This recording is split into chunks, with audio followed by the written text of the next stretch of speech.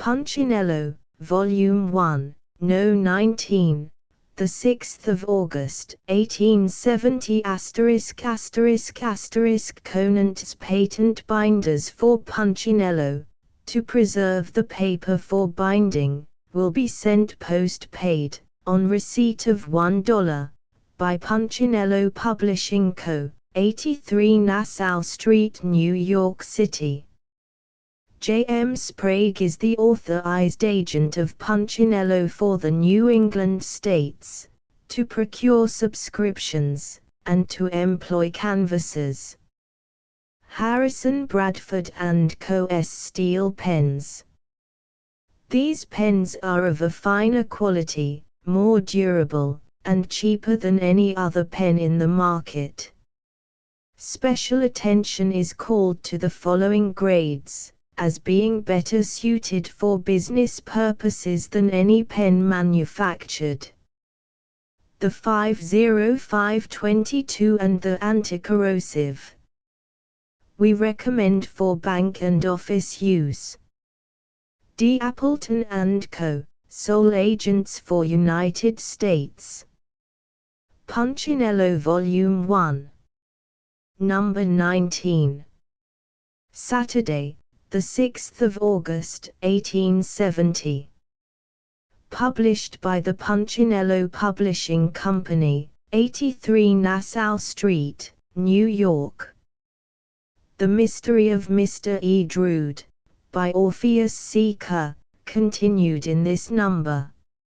See 15th page for extra premiums. Applications for advertising in Punchinello should be addressed to J. Nickinson, room number 4, 83 Nassau Street. To newsdealers. Punchinello's Monthly. The weekly numbers for July, bound in a handsome cover, is now ready. Price 50 cents. The trade supplied by the American News Company, who are now prepared to receive orders. First and Avril steam, lithograph, and letterpress printers, embossers, engravers, and label manufacturers. Sketches and estimates furnished upon application. 23 Platt Street and 20-22 Gold Street, P.O. Box 2845. New York. What it is not. The College Courant is not, the College Courant is not, the College Courant is not, the College Courant is not, the College Courant is not, the College Courant is not, the College Courant is not, the College Courant is not merely a small student's sheet, merely of interest to college men, merely a college paper, merely a local paper, merely scientific and educational, an experiment, conducted by students, stale and dry, but is the largest in any. But to everyone, but is a scientific paper, but is cosmopolitan, but is literary, but an established weekly, but by graduates, but fresh and interesting. It circulates in every college. It circulates in every professional school. It circulates in every preparatory school. It circulates in every state in the United States. It circulates in every civilized country. It circulates among all college men. It circulates among all scientific men. It circulates among the educated everywhere. The 1st of July a new volume commences. The 1st of July 10,000 new subscribers wanted. The 1st of July excellent illustrations will appear. The 1st of July 10,000 specimen copies to be issued. The 1st of July is a good time to subscribe. The 1st of July or any time send stamp for a copy. Terms: 1 year, in advance, $4 single copies, for sale by all news dealers. 10 Address the College Courant, New Haven, Con. Dibolenia and Japonica juice, for the hair. The most effective soothing and stimulating compounds ever offered to the public for the removal of scurf, dandruff, and C. For consultation, apply at William Diboli's, ladies' hairdresser and wig maker. 854 Broadway, NY City. J. Nickinson begs to announce to the friends of Punchinello, residing in the country, that, for their convenience, he has made arrangements by which, on receipt of the price of any standard book published, the same will be forwarded, postage paid. Parties desiring catalogues of any of our publishing houses can have the same forwarded by enclosing 2 stamps. Office of Punchinello Publishing Co., 83 Nassau Street. P.O. Box 2783. Foley's Gold Pens. The best and cheapest. 256 Broadway. $2 to Albany and Troy. The Dayline steamboats C. Vibert and Daniel Drew, commencing the 31st of May, will leave Vestry St. Pier at 8:45, and 34th St. at 9 a.m., landing at Yonkers, Newark, and Tarrytown by ferryboat, Cozzens, West Point, Cornwall, Newburgh, Poughkeepsie, Rhinebeck, Bristol, Catskill, Hudson, and New Baltimore. A special train of broad-gauge cars in connection with the day boats will leave on arrival at Albany, commencing the 20th of June, for Sharon Springs. Fare $4.25 from New York and for Cherry Valley. The steamboat Seneca will transfer passengers from Albany to Troy. J. Nickinson begs to announce to the friends of Punchinello, residing in the country, that, for their convenience, he has made arrangements by which, on receipt of the price of any standard book published, the same will be forwarded, postage paid. Parties desiring catalogues of any of our publishing houses can have the same forwarded by enclosing 2 stamps. Office of Punchinello Publishing Co., 83 Nassau Street. P.O. Box 2783. Wevel and Hammer, Wood Engravers, 208 Broadway, New York. Established 1866. J.A.S.R. Nichols, M.D.W.M. J. Rolfe. A.M. Editors, Boston Journal of Chemistry. Devoted to the science of home life, the arts, agriculture, and medicine. $1 per year. Journal and Punchinello, without premium. $4 sent for specimen copy. Address, Journal of Chemistry, 150 Congress Street, Boston. News dealers. On railroads, steamboats, and at watering places, will find the monthly numbers of Punchinello for April, May, June, and July, an attractive and saleable work. Single copies price 50 CTS. For trade price address American News Company, or Punchinello Publishing & Co., 83 Nassau Street. Bowling Green Savings Bank 33 Broadway, New York. Open every day from 10 a.m. to 3 p.m. Deposits of any sum, from 10 cents to $10,000 will be received. 6% interest, free of government tax, commences on the 1st of every month. Henry Smith, President. Reeves E. Selms, Secretary. Walter Roche, Edward Hogan, Vice Presidents.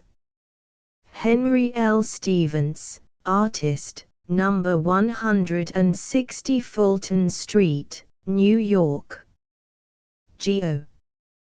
B. Boland, Draftsman and Designer, Number 160 Fulton Street, Room Number 11, New York. The Mystery of Mr. E. Drood. An adaptation. By Orpheus C. Kerr. Chapter 12, continued. The pauper burial ground, toward which they now progress in a rather high-stepping manner, or, to vary the phrase, toward which their steps are now very much bent, is not a favorite resort of the more cheerful village people after nightfall. Ask any resident of Bumsteadville if he believed in ghosts, and, if the time were midday and the place a crowded grocery store, he would fearlessly answer in the negative, just the same as a positive philosopher in cast-iron health and with no thunder shower approaching would undauntedly deny a deity. But if any resident of Bumsteadville should happen to be caught near the country editor's last home after dark, he would get over that part of his road in a curiously agile and flighty manner. Just the same as a positive philosopher with a sore throat, or at an uncommonly showy bit of lightning, would repeat, "Now I lay me down to sleep," with surprising devotion. So, although no one in all Bumsteadville was in the least afraid of the pauper burial ground at any hour, it was not invariably selected by the great mass of the populace as a peerless place to go home by at midnight, and the two intellectual explorers find no sentimental young couples rambling arm in arm among the ghastly headboards, nor so much as one loiterer smoking his cigar on a suicide's tomb. "John McLaughlin, you're getting nervous again," says Mr. Bumstead, catching him in the coat collar with the handle of his umbrella and drawing the other toward him hand over hand. "It's about time that you should revert again to the hoary James Acres' excellent preparation for the human family. I'll try it first, myself, to see if it tastes at all of the cork." R.H. sighs. Old Mortarity, after his turn has come and been enjoyed at last, that's the kind of spirits I don't mind being a rapper to. I could wrap them up all right. Reflectively chewing a clove, the ritualistic organist reclines on the pauper grave of a former writer for the daily press, and cogitates upon his companion's leaning to spiritualism, while the other produces matches and lights their lanterns. "Mr. McLaughlin," he solemnly remarks, waving his umbrella at the graves around, "in this scene you behold the very last of man's individual being. In this entombment he ends forever. Tremble, J. McLaughlin, forever." Soul and spirit are but unmeaning words, according to the latest big things in science.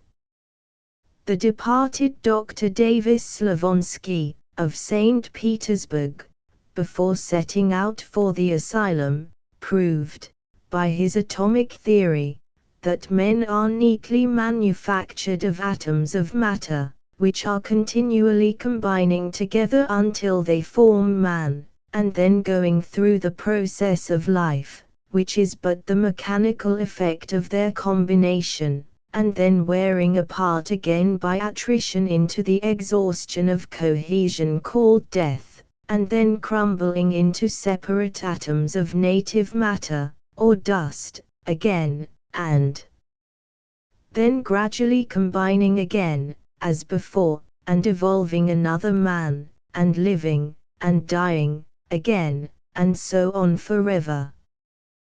Thus, and thus only, is man immortal. You are made exclusively of atoms of matter, yourself, John McLaughlin. So am I. I can understand a man's believing that he, himself, is all atoms of matter, and nothing else, responds old Mortarity, skeptically. As how, John McLaughlin, as how? When he knows that, at any rate, he hasn't got one atom of common sense, is the answer. Suddenly Mr. Bumstead arises from the grave and frantically shakes hands with him. "You're right, sir," he says, emotionally. "You're a Gorolman, sir." The atom of common sense was one of the atoms that Slavonsky forgot all about. Let's do some skeletons now. At the further end of the pauper burial ground, and in the rear of the former almshouse, once stood a building used successively as a cider mill, a barn, and a kind of chapel for paupers. Long ago, from neglect and bad weather, the frail wooden superstructure had fallen into pieces and been gradually carted off, but a sturdy stone foundation remained underground, and, although the flooring over it had for many years been covered with debris and rank growth, so as to be undistinguishable to common eyes from the general earth around it, the great cellar still extended beneath, and, according to weird rumor, had some secret access for old Mortarity, who used it as a charnel store house for such spoils of the grave as he found in his prowlings. To the spot thus historied the two moralists of the moonlight come now, and, with many tumbles, Mr. McLaughlin removes certain artfully placed stones and rubbish, and lifts a clumsy extemporized trapdoor. Below appears a rickety old step-ladder leading into darkness. "I heard such cries and groans down there, last Christmas Eve, as sounded worse than the Latin singing in the ritualistic church," observes McLaughlin. "Cries and groans," echoes Mr. Bumstead, turning quite pale, and momentarily forgetting the snakes which he is just beginning to discover among the stones. "You're getting nervous again, poor wreck, and needs some more West Indian cough mixture. Wait until I see for myself whether it's got enough sugar in it." In due time the great nervous antidote is passed and replaced, and then, with the lighted lanterns worked around under their arms, they go down the tottering ladder. Down they go into a great, damp, musty cavern, to which their lights give a pallid illumination. "See here," says old Mortarity, raising a long, curved bone from the floor. "Look at that shoulder blade of unmarried Episcopal lady, aged 39. How do you know she was so old, and unmarried?" asks the organist. "Because the shoulder blade's so sharp." Mr. Bumstead is surprised at this specimen of the art of an Agassiz and Waterhouse Hawkins in such a mortuary old man, and his intellectual pride causes him to resolve at once upon a rival display. "Look at this skull, John McLaughlin," he says, referring to an object that he has found behind the ladder. "See the fine, retreating brow, bulging chin, projecting occipital bone, and these orifices of ears that mushed ve been stupen sly long. It's the skull, John McLaughlin, of a twin brother of the man who really wished, John McLaughlin, that he could be satisfied, sir, in his own mind, that Charles Dickens was a Christian writer. Why, that's a skull of a hog, explains Mr. McLaughlin, with some contempt. Twin brother, all shame, says Mr. Bumstead, as though that made no earthly difference. Once more, what a strange expedition is this! How strangely the eyes of the two men look, after 2 or 3 more applications to the antique flask, and how curiously Mr. Bumstead walks on tiptoe at times and takes short leaps now and then. "Lesh go now," says Bumstead, after both have been asleep upon their feet several times. "I think there's snakes down here, John McBumstead. WHST. Monkeys, you mean, dozens of black monkeys," Mr. Bumplin whispers old Mortarity, clutching his arm as he sinks against him. "No sure." "Serpents," insists Mr. Bumstead, making futile attempts to open his umbrella with one hand. "Was marrer with light, aren't charmy once, Mac John Bunklin." In their swayings under the confusions and delusions of the vault, their lanterns have worked around to the neighborhoods of their spines, so that, whichever way they turn, the light is all behind them. Greatly agitated, as men are apt to be when surrounded by supernatural influences, they do not perceive the cause of this apparently unnatural illumination, and, upon turning round and round in irregular circles, and still finding the light in the wrong place, they exhibit signs of great trepidation. "Was were a light," repeats Mr. Bumstead, spinning wildly until he brings up against the wall. "Ish got witched, I believe," pants Mr. McLaughlin, whirling as frenziedly with his own lantern dangling behind him, and coming to an abrupt pause against the opposite wall. Thus, each supported against the stones by a shoulder, they breathe hard for a moment, and then sink into a slumber in which they both slide down to the ground.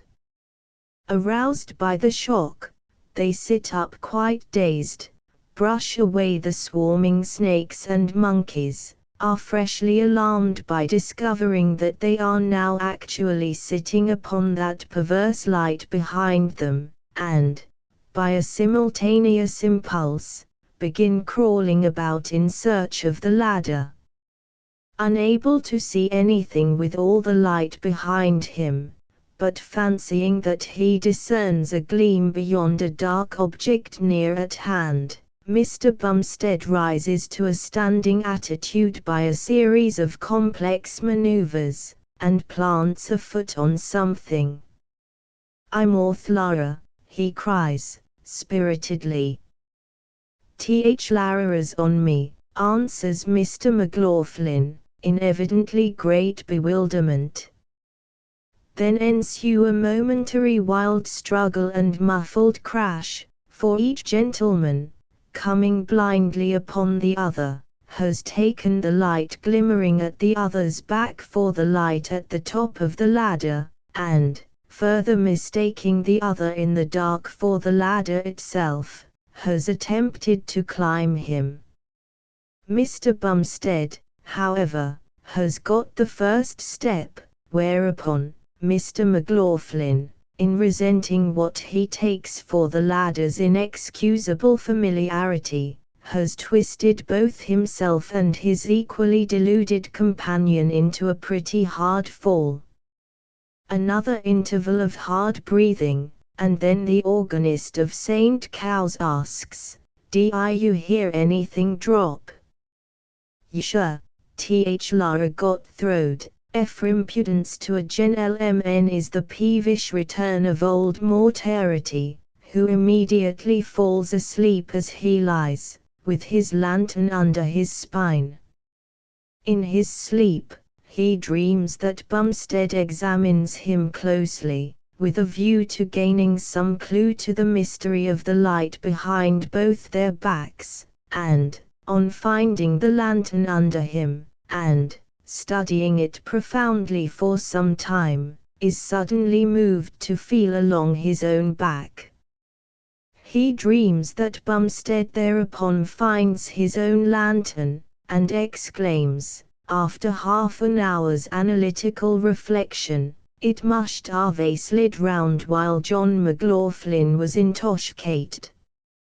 Then, or soon after, the dreamer awakes, and can discern two Mr. Bumsteads seated upon the step-ladders, with a lantern, baby-like, on each knee. "You two men are awake at last, eh?" say the organists, with peculiar smiles. "Yes, gentlemen," return the McLaughlins, with yawns. They ascend silently from the cellar, each believing that he is accompanied by two companions, and rendered moodily distrustful thereby. "Aina Maina Mona, Mike." "Boss alone, Bono, strike," sings a small, familiar voice, when they stand again above ground, and a stone whizzes between their heads.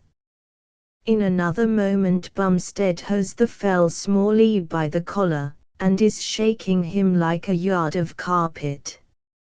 "You wretched little tarrier," he cries in a fury, "you've been spying around tonight, to find out something about my spiritualism that may be distorted to injure my ritualistic standing.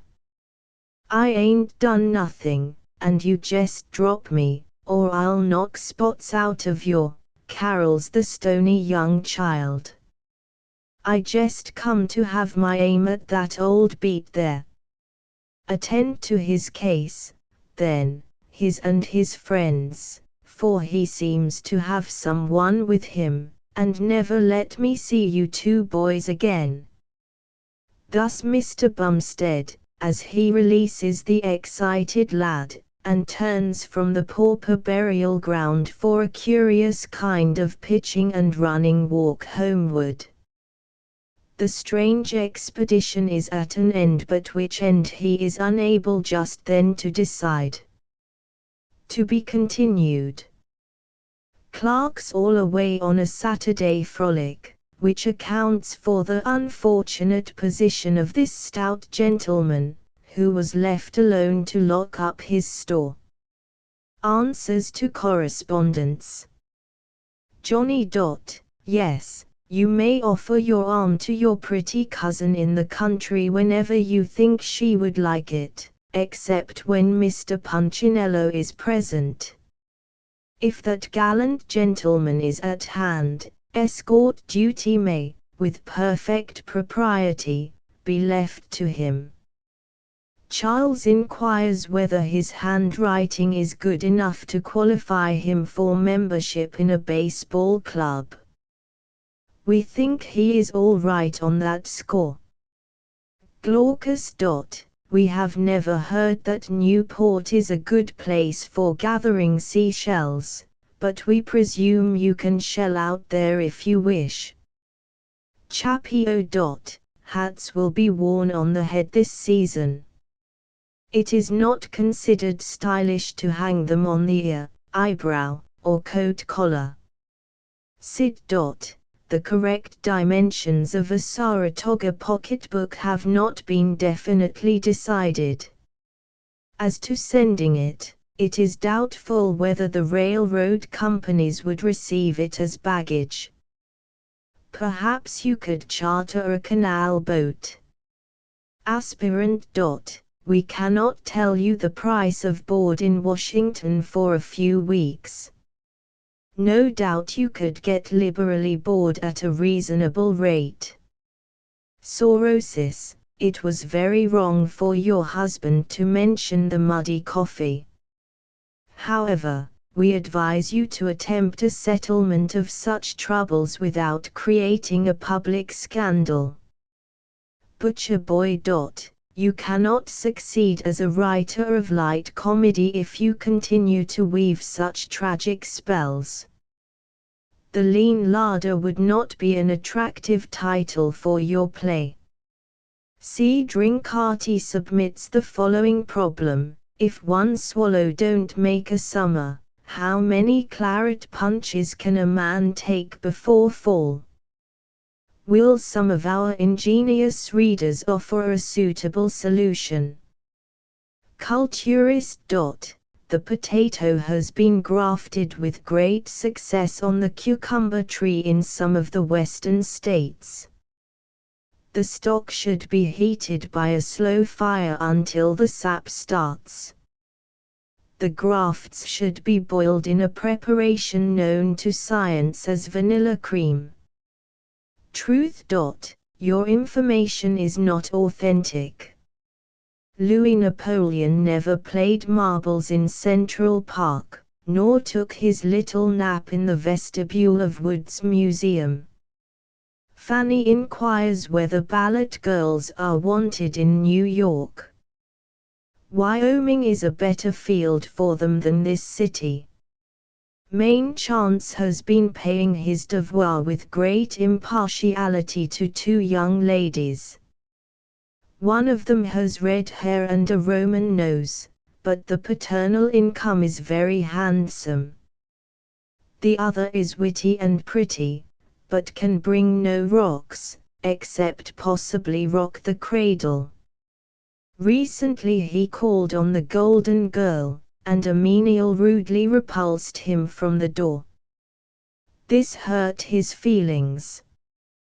He then went to the dwelling of the fair, when a big dog attacked him on purpose and lacerated his trousers. He wants to know whether he has any remedy in the courts. His best way is the way home. Rifleman. You are right, the rival guns, the Drays and the Shaspet, are also rifle guns. Both of them are provided with needles, as you suppose, but, so far as there is any chance of their being put to the test under present circumstances, in Europe, it rather appears that both of them will prove needless. Piscator. No, the weak fish is not so called on account of any supposed feebleness attributable to it. If you take a round of the markets one of these roaring hot days, your senses will tell you that the weak fish is sometimes very strong. The plays and shows. A good many persons know, La Gazelle is a ballet whose 100 legs are nightly displayed on the stage of the Grand Opera House. The 12 temptations have ceased to tempt, and the familiar legs of Loop no longer allure. But in their place we have Cathylana, and Bertha Lind, and nearly a gross of assorted legs of the very best quality. Why do the women clamor for the ballet, when they have almost exclusive possession of the ballet? The latter is much nicer and more useful than the former. The average repeater can obtain only $1 for his ballet, but the average ballet will find any quantity of enthusiastic admirers at $1.50 a head. Would any man pay Cathylana $1 for the privilege of seeing her with a ballet in her hand? On the other hand, lives there a man with eyes so dead that he would not cheerfully pay twice that sum to see her in the mazes of the ballet? But La Gazelle. Certainly. I am coming to that in a moment. I have often thought that nature must have intended me for a writer of sermons. I have such a facility for beginning an article with a series of general remarks that have nothing whatever to do with the subject. Though how can anyone be rationally expected to stick to anything in this weather, except, perhaps, the newly varnished surface of his desk? And how can even the firmest of resolutions be prevented from melting and vanishing away, with the thermometer at more degrees than one likes to mention? You remember the old proverb, man proposes, but his mother-in-law finally disposes. The bearing of this observation lies in its application. By the by, I don't know a better application, in the present weather, than claret punch. Apply yourself continually to that cooling beverage, and apply it continually to your lips, and the result is a sort of reciprocity treat, whose results are much more certain than those of the reciprocity treaty, of which Congress has latterly had so much to say. To contemplate La Gazelle in all its bearings is a pleasure which is peculiarly appropriate to the season. Cathilana and her companions may not be really cool, but they look as though they were. They remind one of the East Indian country houses that are built on posts, so as to allow a free circulation of air beneath the foundation. Anyhow, they look as if they took things coolly. A joke might be made on the words coolie and coolie. The reader may mix to his own taste. It's too hot for anyone to make jokes for other people. But La Gazelle. Yes. Yes. I am just ready to speak of it. La Gazelle is a grand ballet in which an elaborate plot is developed by the toes of some 50 young ladies. There is a young woman in it who loves a man, and there is another woman who also loves him, and another man who loves the first woman, and meddles and mars as though he were a professional philanthropist. The woman, the first woman, I mean, goes crazy down to the extremity of her feet, and dies, and then there are more women, no, these last are disembodied spirits, with nothing but light skirts on, who dance in graveyards, and make young men dance with them till they fall down exhausted, calling in vain for Brown to take them home in carriages, and pay for their torn gloves. The first young woman, and a young man, not the other young man, you understand, does a good deal of, well, in fact, things are rather mixed before the ballet comes to an end, but I know that it's a good thing, for Fisk sits in his private box and applauds it, which he wouldn't do if he didn't. And now, having placed La Gazelle plainly before your mental vision, I desire to rise to a personal explanation. For the ensuing 4 weeks, the places, in Punchinello, which have heretofore known me, will know me no more. I am going to a quiet country place on Long Island to write war correspondence for the, well, I won't mention the name of the paper. You see, the editor of the paper in question, I should say, wants to have an independent and unprejudiced account of the great struggle on the Rhine, something that shall be different from any other account. Down on Long Island, I shall be out of the reach of either French or Prussian influence, and will be able to describe events as they should be. I have made arrangements with the veteran observer of the Times to take charge of this column during my absence. If he can only curb his natural tendency toward frivolity and jocoseness, I am in hopes that he will be able to draw his salary as promptly and efficiently as though he were a younger man. Remarking, therefore, in the words of Kathleen Marvenine, that my absence may be 4 weeks, and it may be longer, I bid my readers a warm, thermometer 105 degrees, farewell. Matador. Jupiter bellicosus. Truly, Punchinello, this is an age of progress. Wars of succession are no more. Absolutism must forever hang its head. Fling a glance at France, peer into Prussia. Vox populi is the voice of the king, and the voice of the king is therefore vox Dei. When a king speaks for his people, he must speak sooth. What he says of other peoples must be taken with a grain of salt.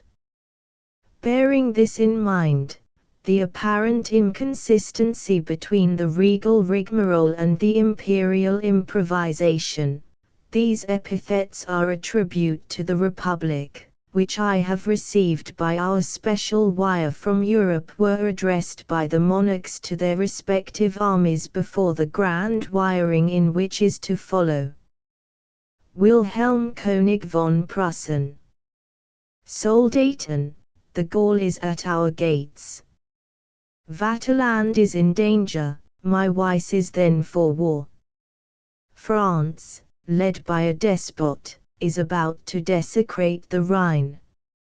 His imperial bees are swarming, but we shall send him back with his bees in his bonnet, and a bee's mark, Bismarck, on the end of his nasal organ.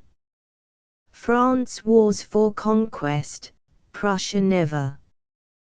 When Frederick the Great captured Silesia from a Roman without any apparent pretext, was he not an instrument of Providence?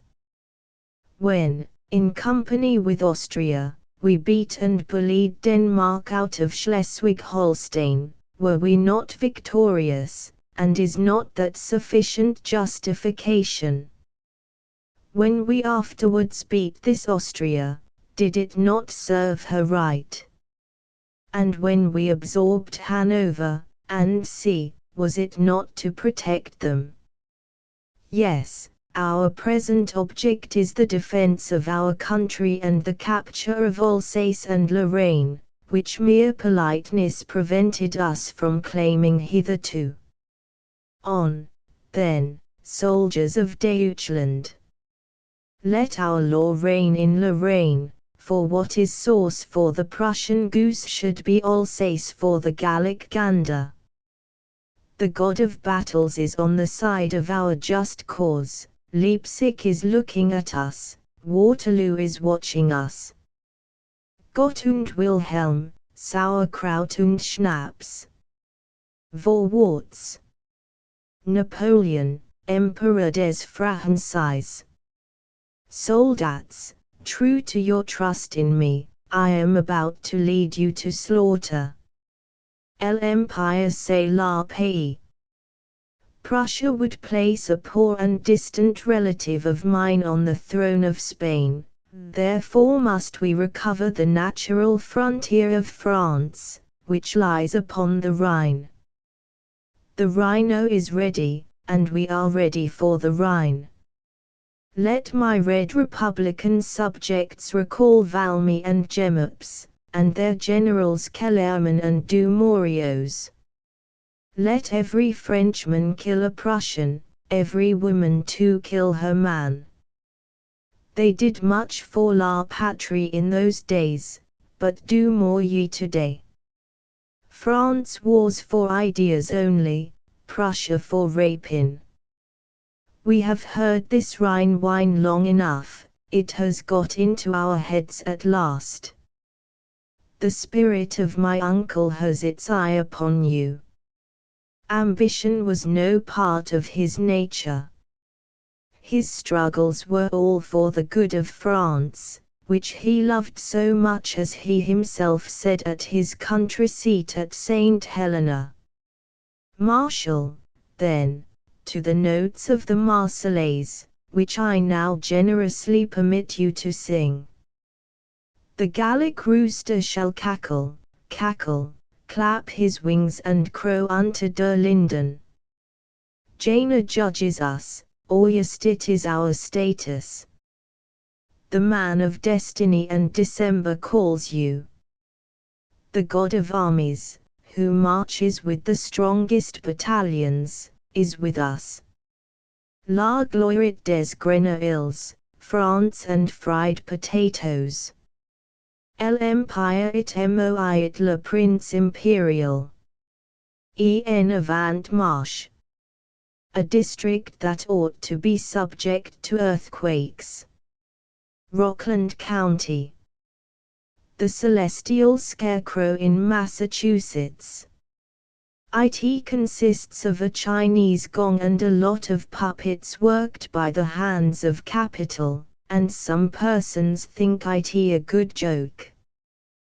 The vultures call. Come, sisters, come. The din of arms is rising from the vale, bright arms are glittering in the morning sun and trumpet tones are ringing in the gale. Hurrah, hurrah!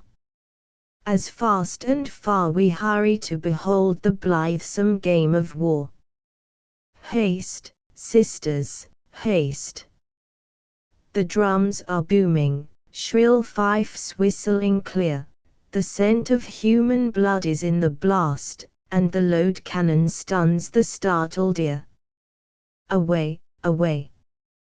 To view the fray, for us a feast is spread when man goes forth to slay. Rest, sisters, rest! Here on these blasted pines, and mark beneath how war's red whirlwind shakes earth's crazy breast and cumbers it with agony and death. Toil, soldiers, toil, through war's turmoil, we vultures gain the prize, we vultures share the spoil. Not generally known. The new 3-cent stamp smacks of the Revolution, containing, as it does, the portraits of 2 military heroes of that period. General Washington will be recognized at once, while in the background can be discerned that brilliant officer, General Greene. Our future millionaires. Once let the Celestials get our American way of doing business, and there will be plenty of China oysters among us. The Poems of the Cradle. Canto 2. Hey! Diddle diddle, the cat and the fiddle, the cow jumped over the moon. The little dog laughed to see the sport, and the dish ran after the spoon. These were the classic expressions of the hilarious poet of a period far back in the vista of ages. How vividly they portray the exalted state of his mind, and how impressed the public must have been at the time, for did not the words become popular immediately, and have they not so continued to the present day? Every mother immediately seized upon the verse, and, setting it to music of her own, sang it as a cradle song to soothe the troubles of infanthood, and repeated it in great glee to the intelligent babe when in a crowing mood, as the poem most fitted for the infant's brain to comprehend. Papa, anxious to watch the unfolding of the human mind, and its gradual development, would take the baby prodigy in his arms, and with keen glance directed upon its face, repeat, in thrilling tones, the sublime words. With what joy would he remark and comment upon any gleam of intelligence, and again would he recite, in an impressive voice, those words so calculated to aid in bringing into blossom the bud of promise.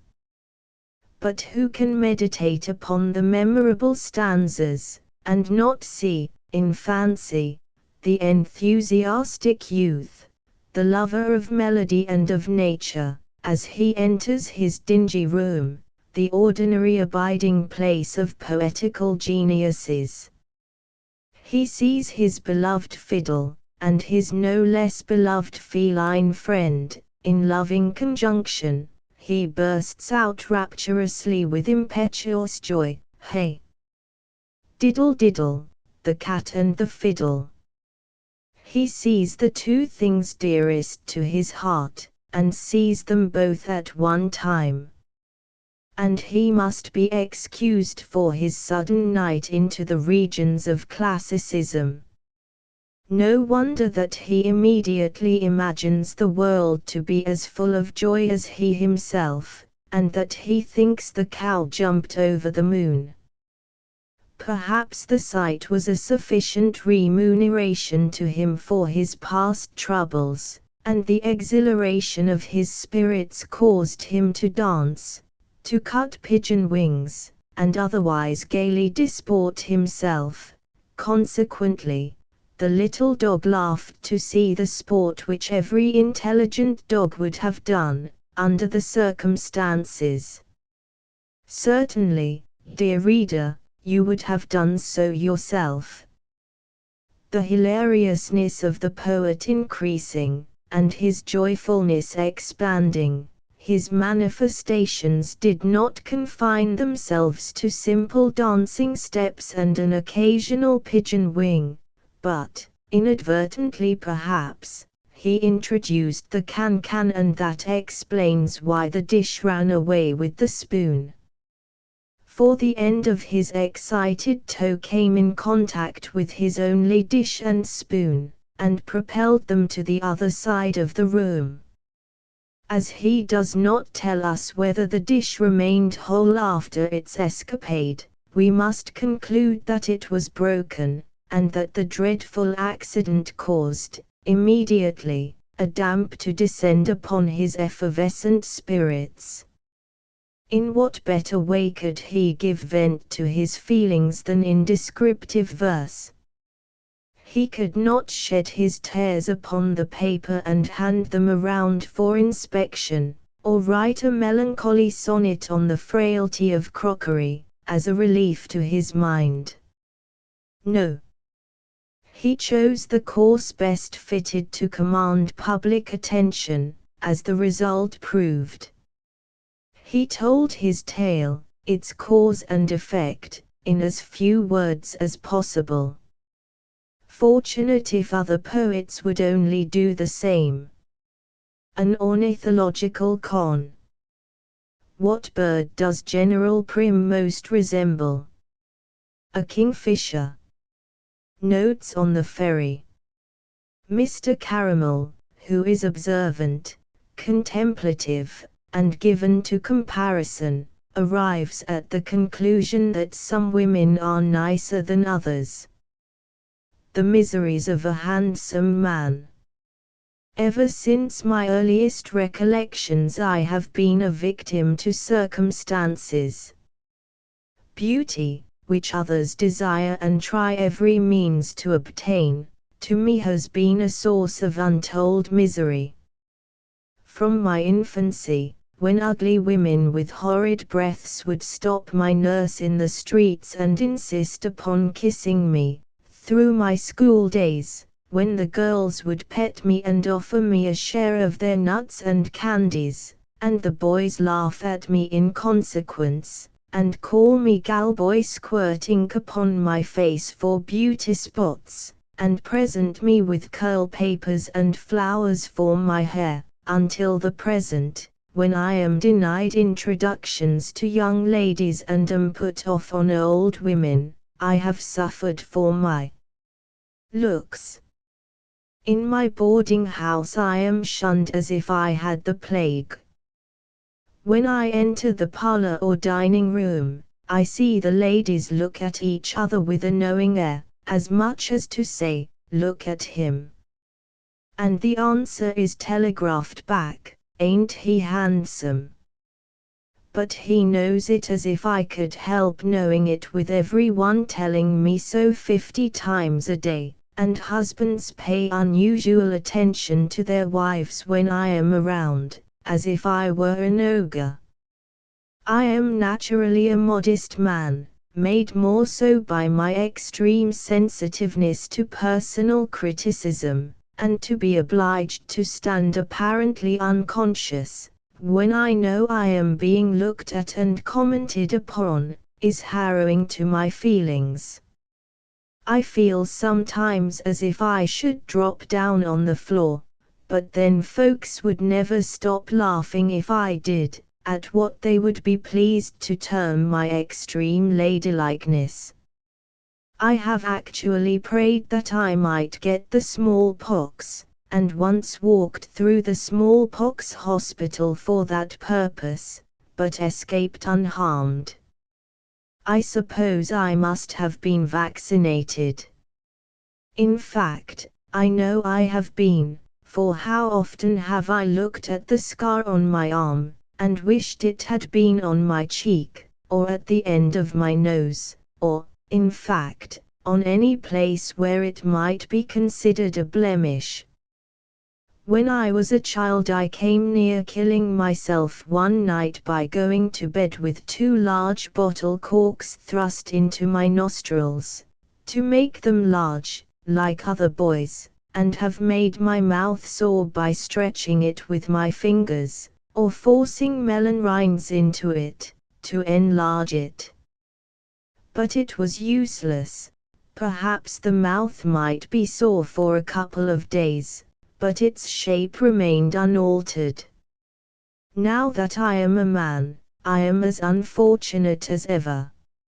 My hair will curl, even when shaved within half an inch of the scalp. My moustache will stay jet black, although I sometimes wax the ends of it with soap, and walk on the sunny side of Broadway. My teeth are perfect, and I never need a dentist, and my hands are shameful for a man, so all my old maid aunts and bachelor uncles say. My affections have been trifled with several times, because, as they said, when they had drawn me to the proposing point, I was too handsome to be good for anything as a husband. I did very well for a beau. Goodness! Is it only ugly men that can marry? I want to marry and settle down, for I am so slighted in society that I look with envy upon homely or misshapen men. But who will have me? I put it to you, my friend, if it isn't a hard case. I want an intelligent and agreeable wife, and one that comes of a respectable family. I don't think I am asking too much, but it seems fate has determined such a one I can never have. I have either to remain single, or take one that is ignorant and vulgar. That, of course, would be as much remarked upon as my appearance, so it cannot be thought of. I want to escape observation and criticism. I think strongly of emigrating to the Rocky Mountains, donning a rough garb, and digging for gold, in the hope of getting round-shouldered, or hiring myself out as a woodchopper, in anticipation of a chip flying up and taking off part of my obnoxious nose. If there were no women around, I might escape notice out there. But if one happened to come along, I should be obliged to leave, for her eyes would ferret out my unfortunate peculiarities, and all my wounds would be opened afresh. Sometimes I think there is no spot on the globe where I would be welcomed, and I feel inclined to commit some desperate deed, that I may be arrested and confined out of the sight of man and womankind, until I am aged and bent enough to be presentable. Our portfolio. Passing down Chatham Street the other day, Punchinello stopped in front of a window where hung a highly colored engraving of an Austrian sovereign engaged in the Easter ceremony of washing the feet of 12 old men and women.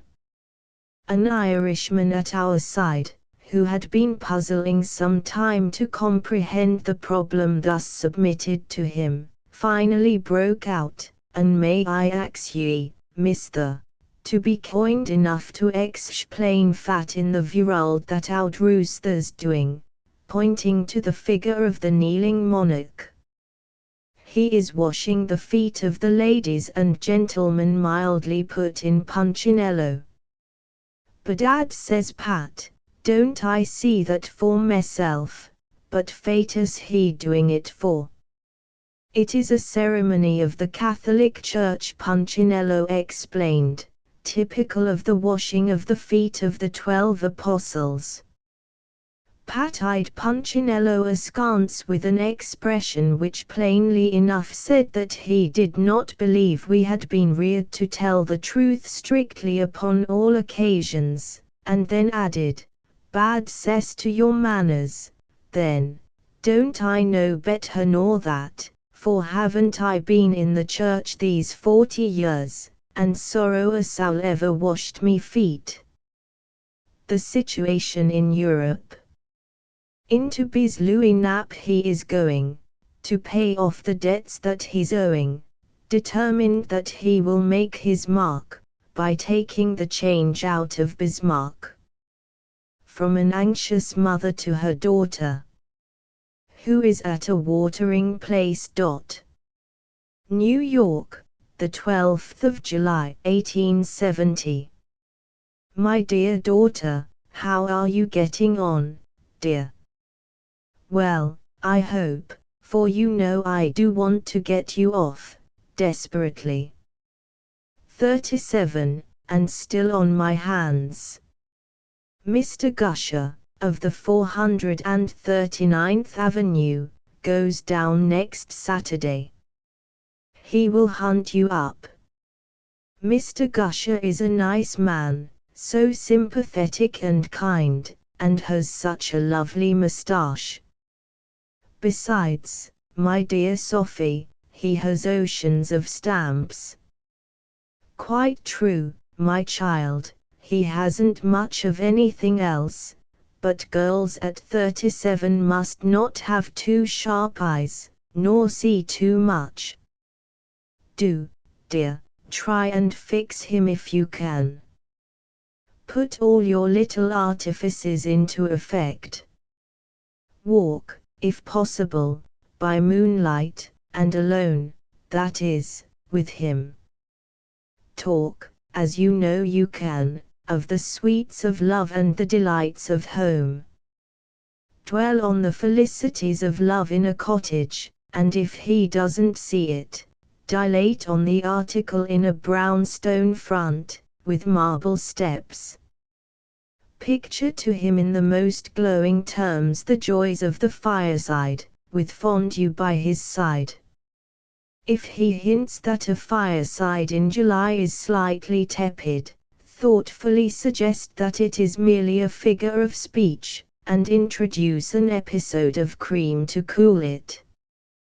Quote vehemently from Tennyson, and Longfellow, and Mrs. Browning. Bring the artillery of your eyes to bear squarely on the mark. Remember that 37 years and an anxious mother are steadily looking down upon you. Cut Smirch. Smirch is a worthless fellow. Would you believe it? His father makes boot pegs for a living. The House of Wiggins cannot consort with the son of one who pegs along in life in this manner. Never. Banish Smirch. Don't let Smirch even look at your footprints on the beach. Then there is Mr. Bluster. What is he? Who? Impertinent puppy. Pretended to own a corner house on the 25th Avenue, and wanted to know how I should like it. Like it? I should like to see him in Sing Sing. He own a house, a brass foundry more like, and that in his face. Keep a sharp eye on Bluster and his blarney. He's what our neighbor Ginger calls a beat, whatever that is, a squash, no doubt. Don't spare any pains, my dear, for a market. I was only 26 when I married the late lamented Mr. Wiggins. And a dear good man he was, only I wish he had paid his bills at the corner groceries. How he did love, my dear, that favourite demijohn in the corner.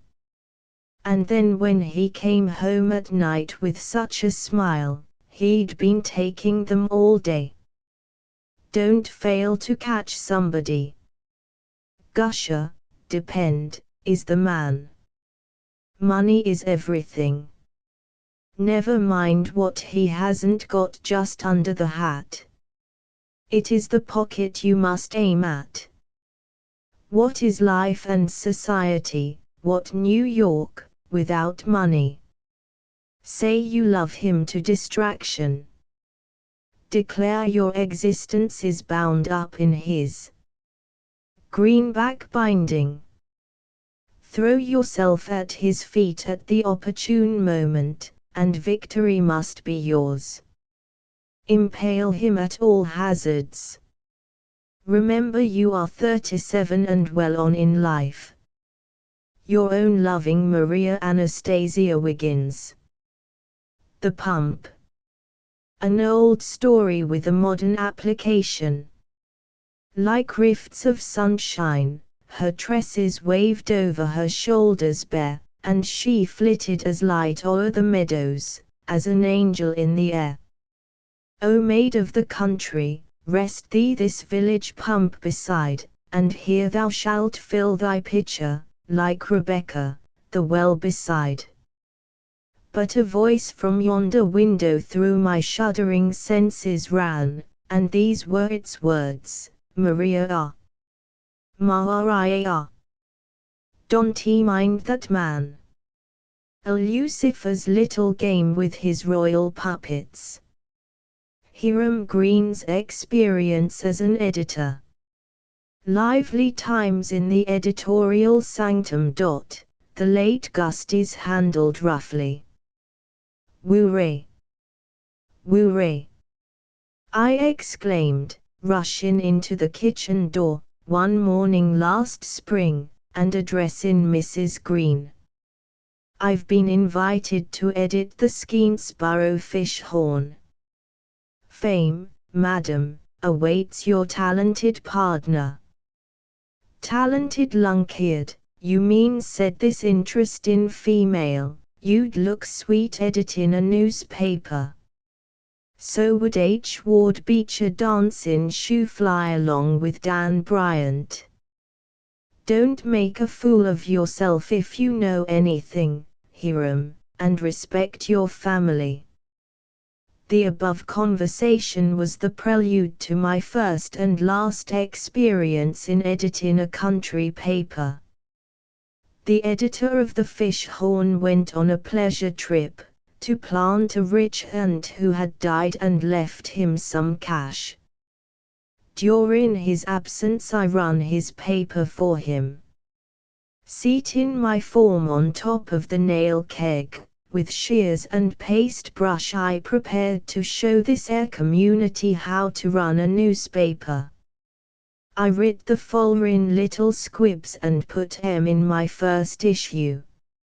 If a certain light-complexion man wouldn't run his hands down into sugar barrels so often, when visiting grocery stores, it would be money in the pocket of the Skenesborough merchants. Query. Wonder how a farmer in this town, whose name we will not write, likes burning wood from his neighbor's woodpile. We would advise a certain toothless old maid to leave off painting her cheeks, and stop slandering her neighbors. If she does so, she will be a more interesting female to have around. Stop thief. If that deacon, who trades at one of our grocery stores, and helps himself to 10 cents worth of tobacco while buying 1 cent's worth of pipes, will divide up his custom, it would be doing the square thing by the man who has kept him in tobacco for several years. These articles was like the busting of a lot of bombshells in this usually quiet borough. The deacons called a church meeting, and played a game of old sledge, to see who would call and demand satisfaction for the insult. As they all smoked, they couldn't tell who was hit, as their tobacco bill was small all around. Deacon Perkins got beat when they come to saw off. Said this pious man, if old Green don't chaw his words, I'll bust his gizzard. The farmers met at Simmons's store. After trying on the garment about stealing wood, it was hard to decide who the coat fit the best, but each one made up his mind to pay off an old grudge and pitch into the late Gusties. All the old maids met together in the village milliner shop, where the Psoriasis Society held meetings once a week, and their false teeth trembled like a rattlesnake's tail, when they read my article about old maids. It was finally resolved by this unscient lot of calico to stir up old Green. Headed by 3 humans, the crossest old maid in the U.S., and all armed with broomsticks and darning needles, the door of my editorial office was busted open, and the whole caboodle of women, famishing for my top hair, entered. They foamed at the mouth like a pack of disappointed Orpheus, cuz, as they brandished their weapons over my bald head. Squire Green said, a masculine-looking specimen of time-worn calico, holding a copy of the Fish Horn in her bony fingers, "Did you write that, Wall?" said I, feeling somewhat riled at the sassy crowd. "S'posen I did or didn't, what on it? We are going to visit the wrath of a downtrodden raise upon your frontispiece, that's what we is, d'ye hear, old Pilgerlick," said the exasperated 16th Amendmenter, as she brought down her gingham umbrella over my shoulders. At this they all rushed for me.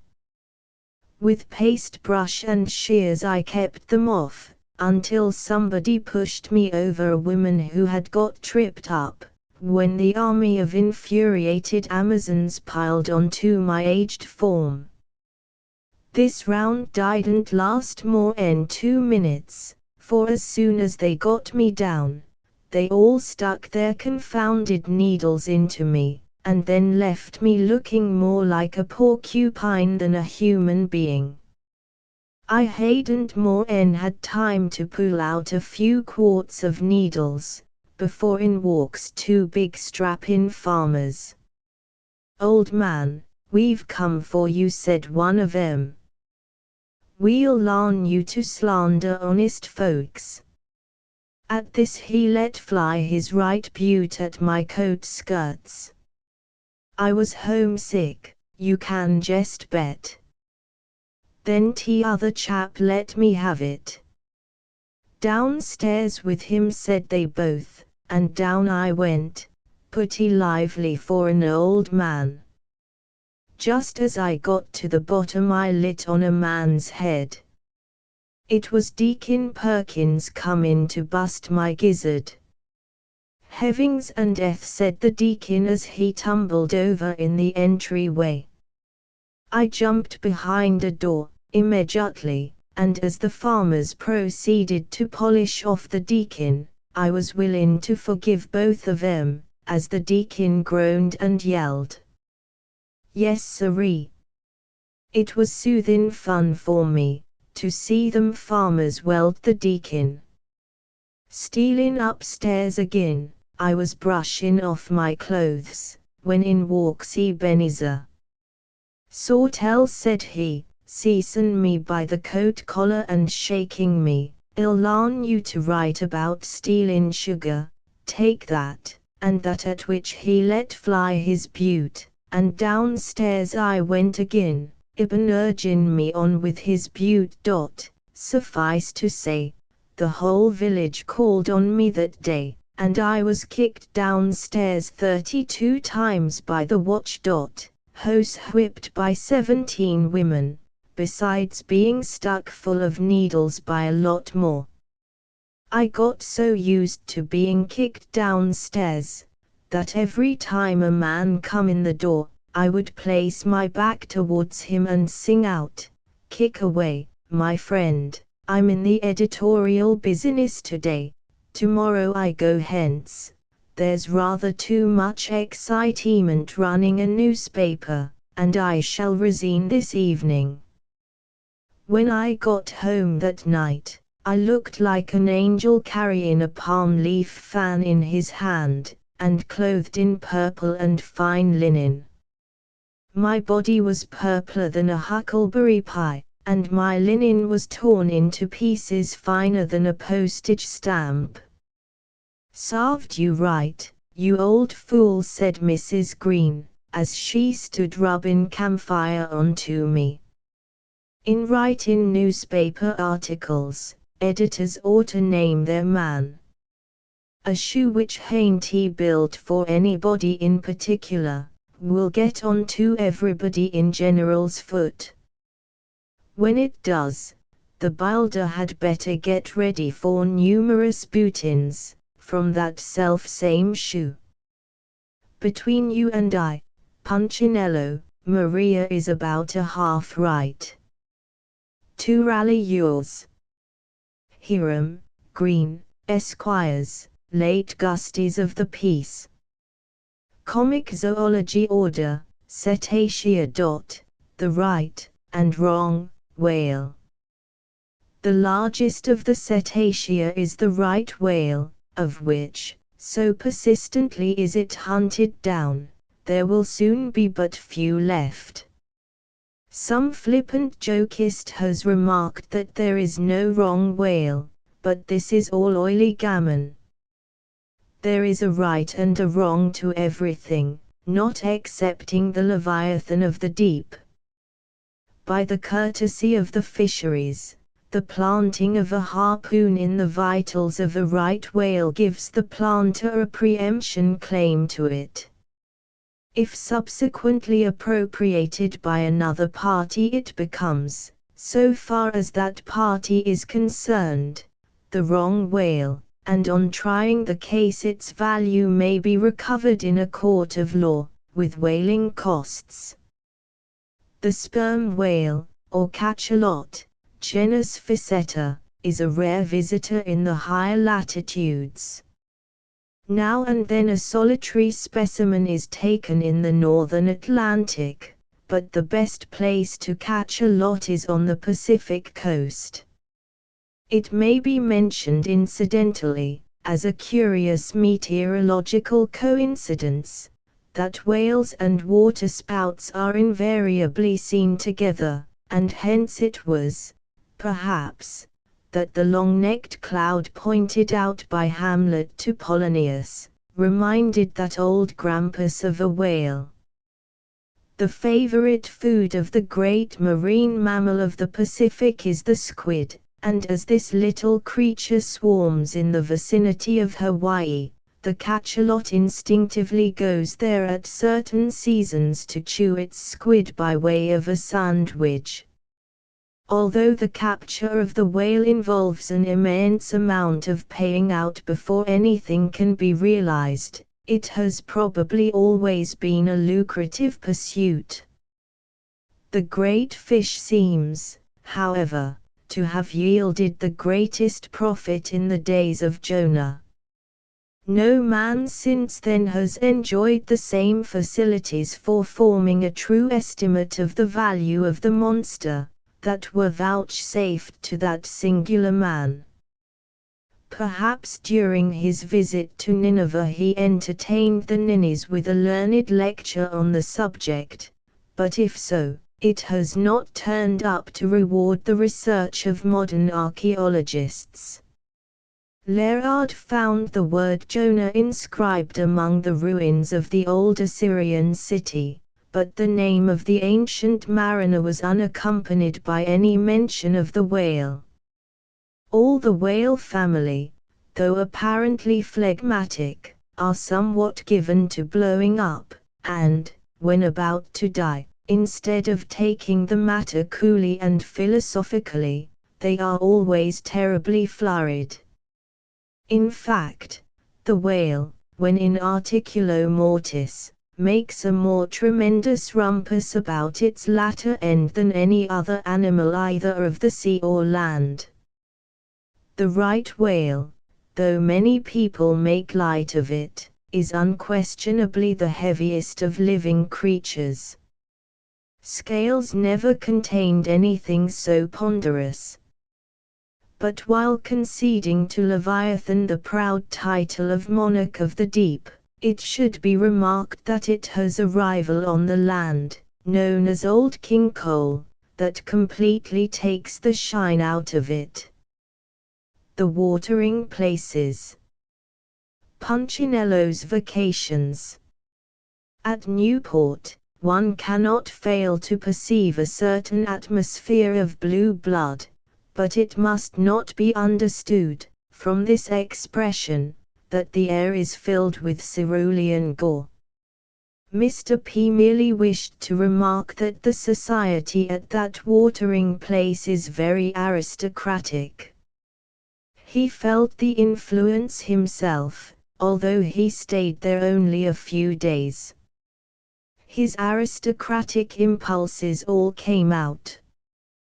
Whether they stayed out or not remains to be seen. But no matter. He found many of the best people in Newport, and he felt congenial. When a fellow sits at his wine with men like John T. Hoffman, and August Belmont, and Parent Stevens, and takes the air with Mrs. J.F., Jr., behind her delightful four-in-hand, he is apt to feel a little uppish. If anyone doubts it, let him try it. At the Atlantic Hotel they gave Mr. P the room which had been recently vacated by Governor Padelford. He was glad to hear this. He liked the room a great deal better when he heard that the governor wasn't there anymore. The first walk that he took on the beach proved to him that this was no place for illiterate snobs and Shadyites. Everybody talked of high moral aims, or questions of deep import, especially the high-tariff congressmen, and even the little girls who were sitting in the shade, with big white umbrellas over them to keep the freckles off, were puzzling their heads over charades and enigmas, instead of running around and making little frou-frous of themselves. Mr. P composed an enigma for a group of these young students. Said he, "My first is a useless expense. My second is a useless expense. My third is a useless expense. My fourth is a useless expense. My fifth is a useless expense. My sixth is a useless expense, and so is my 8th, 9th, 10th, and 11th, and all the rest of my parts, of which there are 350. My whole is a useless expense, and sits at Washington." The dear little girls were not long in guessing this ingenious enigma, and while they were rejoicing over their success, Mr. P was suddenly addressed by a man who had been standing behind him. Starting little, he turned around and was thus addressed by his unknown listener. "Sir," said that individual, Do I understand you to mean that the Congress of the United States is a useless expense? Well, sir, said Mr. P, with a smile, as it costs a great deal and does very little, I cannot but think it is both useless and expensive. Then, sir, said the other, you must think the whole institution is a nuisance generally. You put it very strongly, said Mr. P, but I fear that you are about right. Sir, cried the gentleman, his face beaming with an indescribable expression. Give me your hand. I am glad to know you. I agree with you exactly. My name is Whittemore. But Mr. P did not waste all his time in talking to strangers and concocting enigmas. He had come to Newport with a purpose. It was none of the ordinary purposes of watering place visitors. These he could carry out elsewhere. His object in coming here was grand, unusual and romantic. He came to be rescued by Ida Lewis. It was not easy to devise a plan for this noble design, and it was not until the morning of the second day of his visit that Mr. P was ready for the adventure. Then he hired a boat, and set sail, alone, o'er the boundless bosom of the Atlantic. He had not sailed more than a few hours on said boundless bosom, before he turned his prow back towards land, towards the far-famed Lime Rocks, on which the intrepid heroine dwells. He had thought of being wrecked at night, but fearing that Ida might not be able to find him in the dark, he gave up this idea. His present intention was that Miss Lewis should believe him to be a lonely mariner from a far distance, tossed by the angry waves upon her rock-bound coast, but there was a certain difficulty in the way, which Mr. P feared would prove fatal to his hopes. The sea was just as smooth as glass, and the wind all died away. There was not enough left to ruffle a squirrel's tail. How absurd the situation! How could he ever be dashed helpless upon the rocks under such circumstances? The tide was setting in, and as he gradually drifted towards the land, he saw the storied rocks, and even perceived Miss Ida, sitting upon a shady prominence, crocheting a tidy. What should he do to attract her attention? How put himself in imminent peril?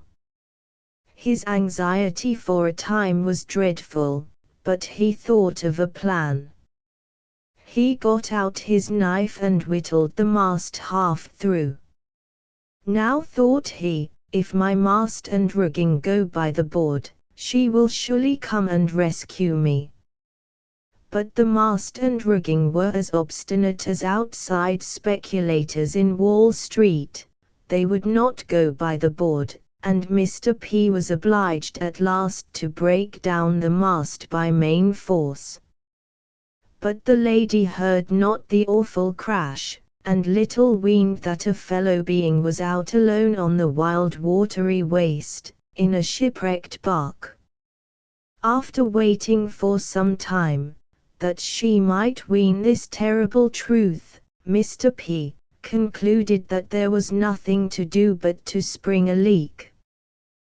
But he found this difficult. Kick as hard as he might, he could not loosen a bottom board. And he had no auger. The Lime Rocks were getting nearer and nearer. Would he drift safely ashore? Oh!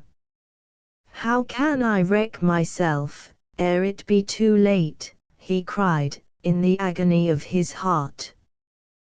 Wild with apprehensions of reaching the land without danger, he sat down and madly whittled a hole in the bottom of the boat, making it, as nearly as possible, such a one as a swordfish would be likely to cut.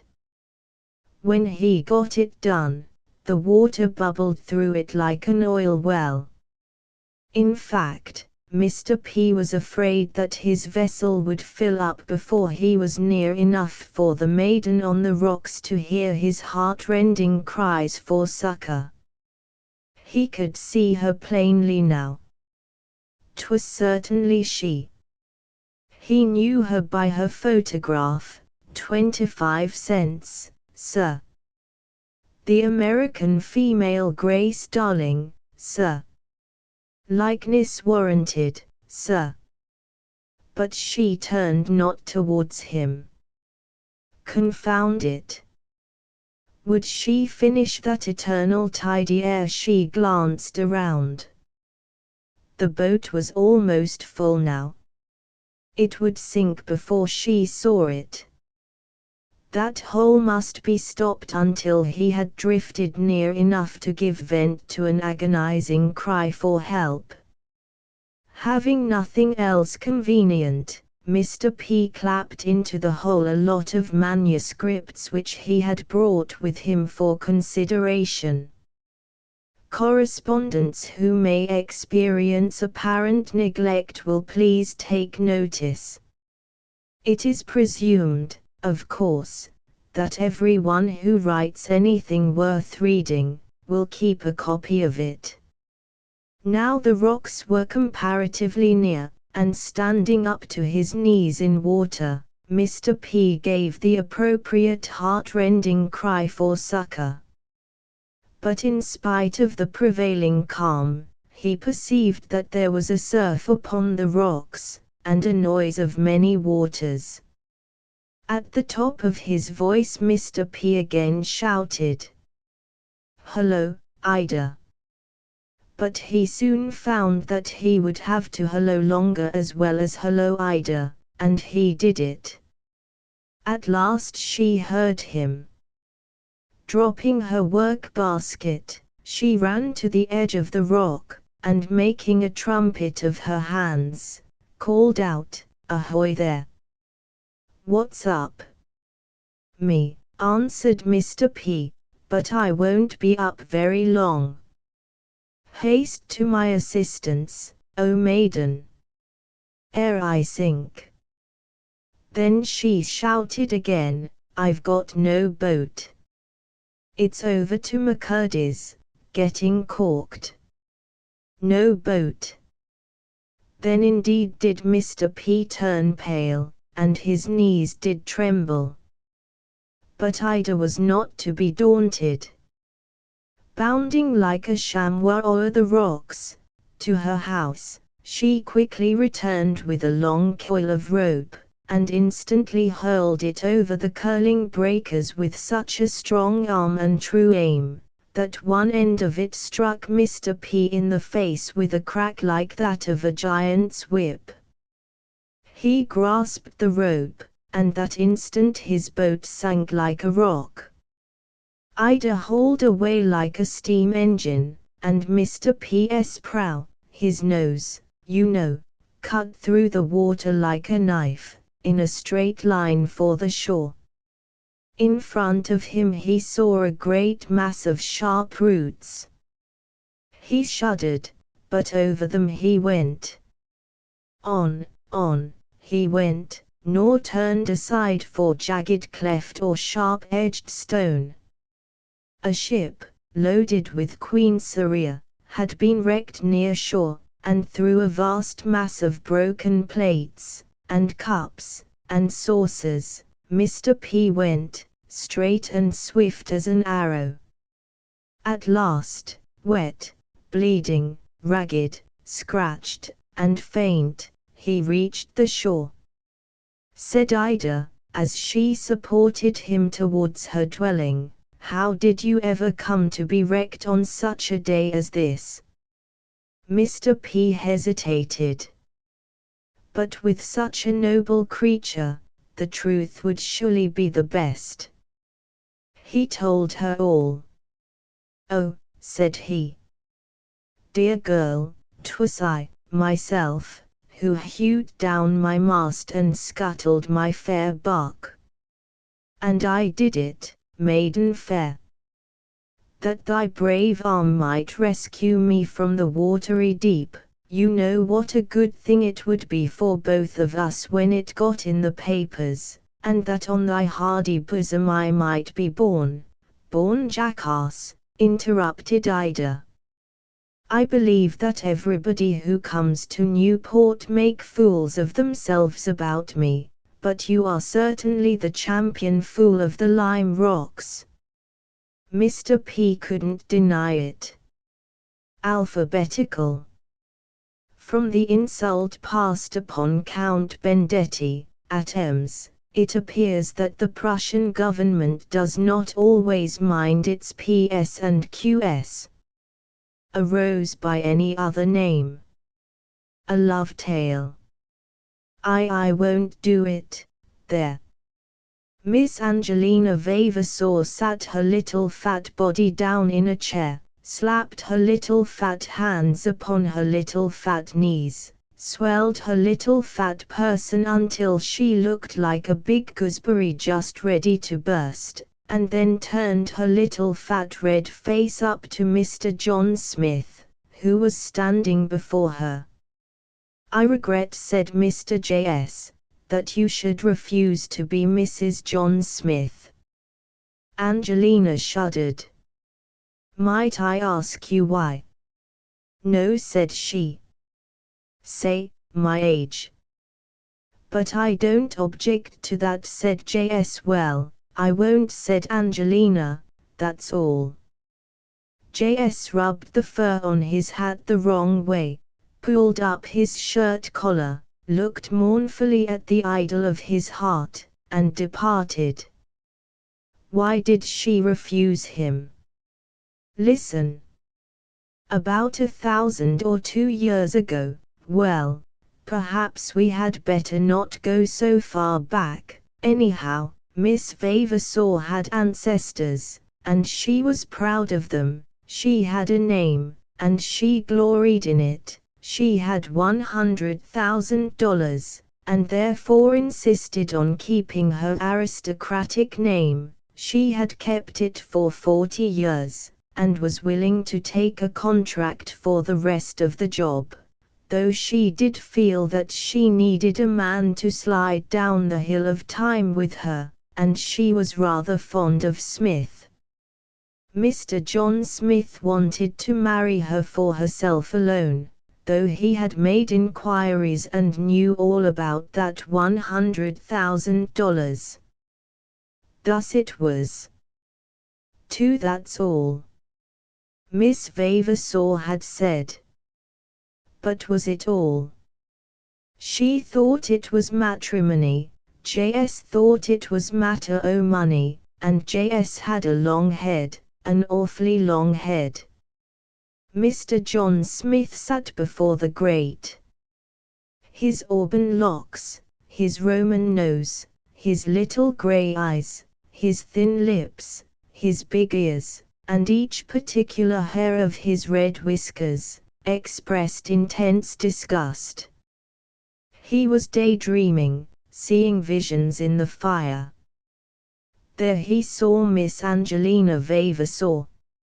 Her eyes were $10 gold pieces, her nose a little pile of ducats, each cheek seemed swelled out by large quantities of dollars, every tooth in her head was a double eagle, and her hair was a mass of ingots. He heaved a sigh and took a fresh chew. The tobacco seemed to refresh him. He walked the floor for a while, and then sat in his chair. Suddenly his countenance was irradiated, like a ripening squash at early morn, and he sprang to his feet, crying out, "Eureka! I'll do it! 3 Eureka!" How? What? Thus. 1 month afterwards our hero presented himself at the house of Miss Vavasor, carrying under his arm a large volume, bound in calf. "Miss Vavasaur, said he, I come to repeat my proposition to you. Will you reconsider?" "Sir," said she. "Things have changed," said our hero. "Changed," echoed she. "What do you mean, Mr. John Smith?" "Call me not by that vile cognomen," quoth he. "Look," and he opened the Session Laws at page 1004. She read, "State of New York, County of blank. I, Jonathan Jerusalem, clerk of said county, do hereby certify that the following change of name has been made by the county court of this county, viz., John Smith to Augustus Vavasaur. In testimony whereof, I have set my hand and the seal of the county, June 3d, 1870. Jonathan Jerusalem, clerk. Ls. She fell into his arms, and rested her palpitating head upon his palpitating bosom. He pulled up his shirt collar, trod on the cat, and gently whispered, $100,000. Moral. A word to the wise. Go and do likewise. Lot. Gummy. The following is from a Western paper. At Council Bluffs, Iowa, a woman who don't chew gum is out of style, and gets the cold shoulder. Our comment upon the above is that there must be very little gumption among the women of Council Bluffs. Such is life. Here you see Tom, Dick, and Harry, as they looked when starting in the morning for a day's fishing. And this is the same party, dejected, bedraggled, and footsore, wearily making their way homeward after their day's sport. Down the bay. Mr. Punchinello, it is just possible that you never went on a fine fishing excursion down the bay with a party of nice young men. If you never did, don't. I confess it sounds well on paper. But it's a deceit, a snare, and a hollow mockery. I will narrate. Some days ago I was induced, the deuce is in it if I ever am again, to participate in a supposed festivity of this nature. In the first place, we, the excursionists, chartered a yacht, 2 hands that knew the ropes. They looked as if they might have been acquainted with the rope's end, and a small octoroon of the male persuasion as waiter. As Charles characteristically observed, he is a stockbroker, and was one of the party. There is nothing like a feeling of security. So we engaged a skipper who was perfectly familiar with the bearings of the banks, and thoroughly posted on all sea changes, at least so Charles expressed it, but then he is apt to be somewhat technical at times.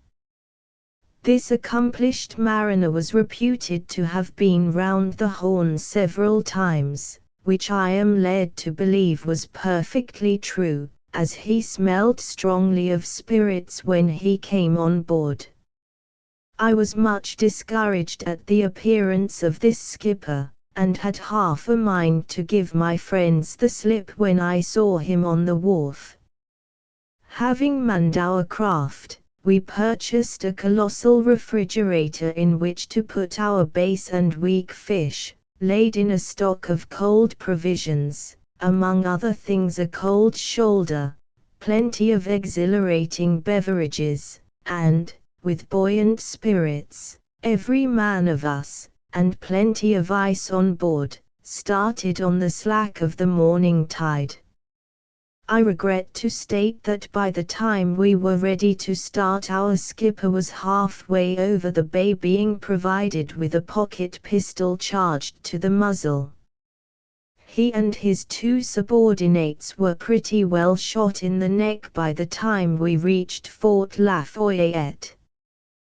The consequence of this was that we no sooner came abreast of the reef in that locality than we got a fur of it.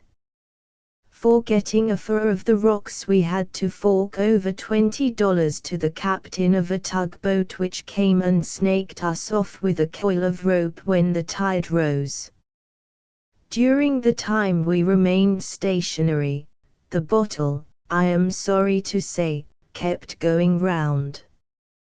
All the excursionists except myself got half seas over, and when we resumed our voyage the steersman had fallen asleep, so the vessel left a wake behind her which was extremely crooked. We anchored that night outside Sandy Hook, and next morning cast our lines overboard, and commenced fishing. Our success in that line was astounding, not to say embarrassing. We commenced to take fish on an unparalleled scale. Dogfish and stingarees were hauled over the side without intermission. The former is a kind of small shark. As they will swallow anything, we took them in very fast, although extremely voracious. They are so simple that if it were not for their size they would fell an easy prey to the seagull, which, in spite of its name, is a very wide-awake bird. Stingarees are fish of much more penetration, their sharp tails slashing everything that comes in their way. These natural weapons, which have been furnished them by Providence as a means of defense in their extremity, cut through a fellow's trousers like paper. The interesting creatures cut up so that we kindly consigned them, together with the dogfish, to their native element, having first benevolently knocked them on the head. Changing our location for a change of luck, we captured a superb mess of sea robins and toadfish. This satisfied us. So we pulled up anchor, not hankering for any more such sport, and left the hook, very glad to hook it. We didn't have any of our toadies or robins cooked, as those spoils of ocean, although interesting as marine curiosities, are not considered good to eat, but each man had a broil, as the sun was very hot, and as Charles remarked, brought out the gravy. That night we turned in, having been turned inside out all day. Next morning we reached home. The skipper presented his bill in the course of the day. Although extremely exorbitant, we paid it without a murmur, being too much exhausted from casting up accounts ourselves, to bring him to book for his misconduct. Such is the sad experience of yours reverentially, Chinkapan. The Pillar of Salt Lake. Lots of wife. A T. Stewart and Company are offering novelties in crepe de chine sashes with heavy fringes, the latest Paris style. Also, wide black and colored sash ribbons, Roman, Écossaise, brooch and chine ribbons, just received. Broadway, 4th Avenue, 9th and 10th Streets. Punchinello. The first number of this illustrated, humorous and satirical weekly paper was issued under date of the 2nd of April, 1870. The press and the public in every state and territory of the Union endorse it as the best paper of the kind ever published in America. Contents entirely original. Subscription for 1 year, with $2 premium, $4 6 months, without premium. 2.003 months. 1.00 single copies mailed free, 4. 10. We offer the following elegant premiums of L. Prang and Company's chromos for subscriptions as follows: a copy of paper for 1 year, and The Awakening, a litter of puppies. Half chromo. Size 8-3/8 by 11-1/8, $2 picture, $4 a copy of paper for 1 year and either of the following $3 chromos, Wild Roses. 12-1/8x9. Dead Game. 11-1/8x8-3/8. Easter Morning. 6-3/4x10-1/4, $5 a copy of paper for 1 year and either of the following $5 chromos, Group of Chickens, Group of Ducklings, Group of Quails. Each 10x12-1/8. The Poultry Yard. 10-1/8x14. The Barefoot Boy, Wild Fruit. Each 9-3/4x13. Pointer and Quail, Spaniel and Woodcock. 10x12, 4. $6.50 a copy of paper for 1 year and either of the following $6 chromos, The Baby in Trouble, The Unconscious Sleeper, The Two Friends. Dog and Child. Each 13x16-1/4. Spring, Summer, Autumn. 12-7/8x16-1/8.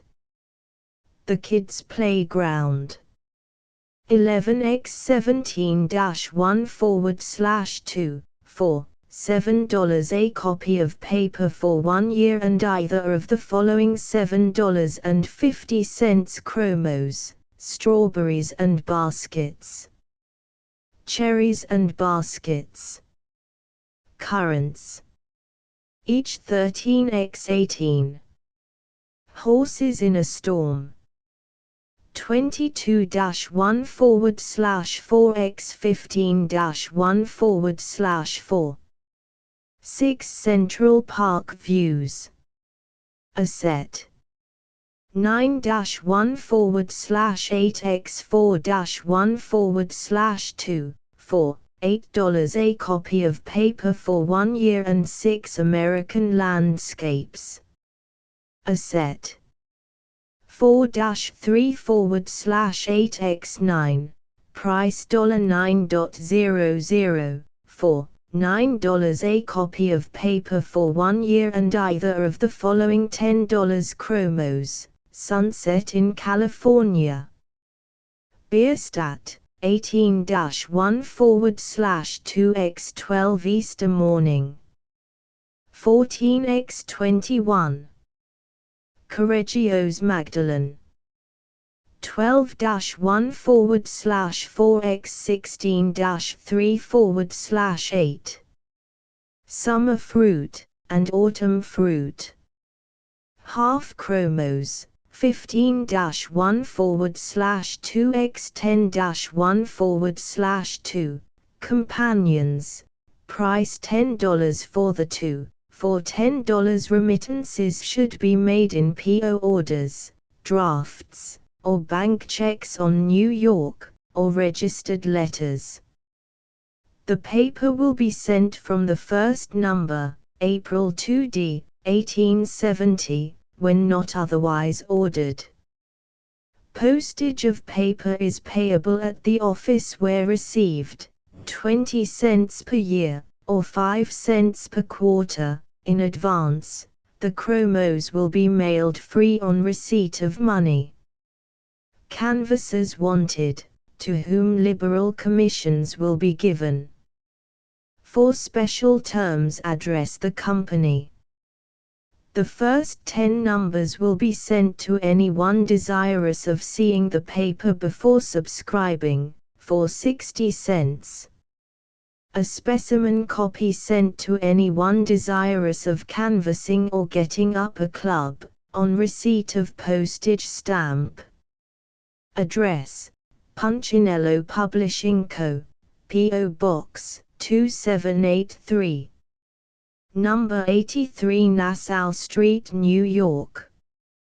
A T. Stewart and Company are closing out their stock of French, English, and domestic carpets, oilcloths, rugs, mats, cocoa and canton mattings, and C.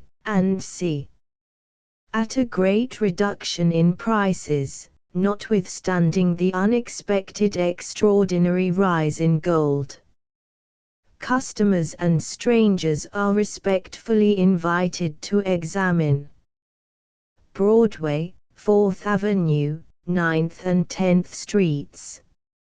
Extraordinary bargains in ladies' Paris and domestic ready-made suits, robes, reception dresses, and some less than half their cost. And we will daily offer novelties in plain and braided Victoria lawn, linen and pique traveling suits. Children's braided linen and pique garments, sizes from 2 years to 10 years old. Pannier Bedoin mantles, in choice colors, from $3.50 to $7 each. Richly embroidered cashmere and cloth breakfast jackets, Paris-made, $8 each and upward. A T. Stewart and Company Broadway, 4th Ave, 9th and 10th Streets. A Chinaman's funeral.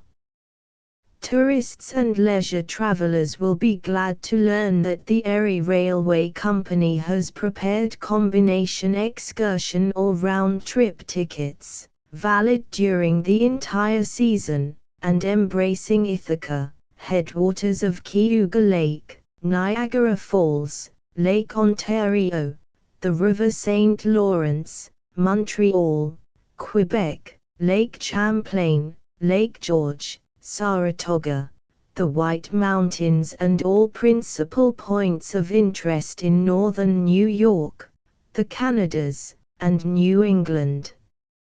Also similar tickets at reduced rates, through Lake Superior, enabling travelers to visit the celebrated Iron Mountains and copper mines of that region. By applying at the offices of the Erie Railway Company, numbers 241, 529 and 957 Broadway, 205 Chambers Street, 38 Greenwich Street, Cor. 125th St. and 3rd Avenue Harlem, 338 Fulton Street Brooklyn, depots foot of Chambers Street, and foot of 23rd Street, New York, number 3 Exchange Place and Long Dock Depot, Jersey City, and the agents at the principal hotels. Travelers can obtain just the ticket they desire, as well as all the necessary information. The Printing House of the United States. Geo.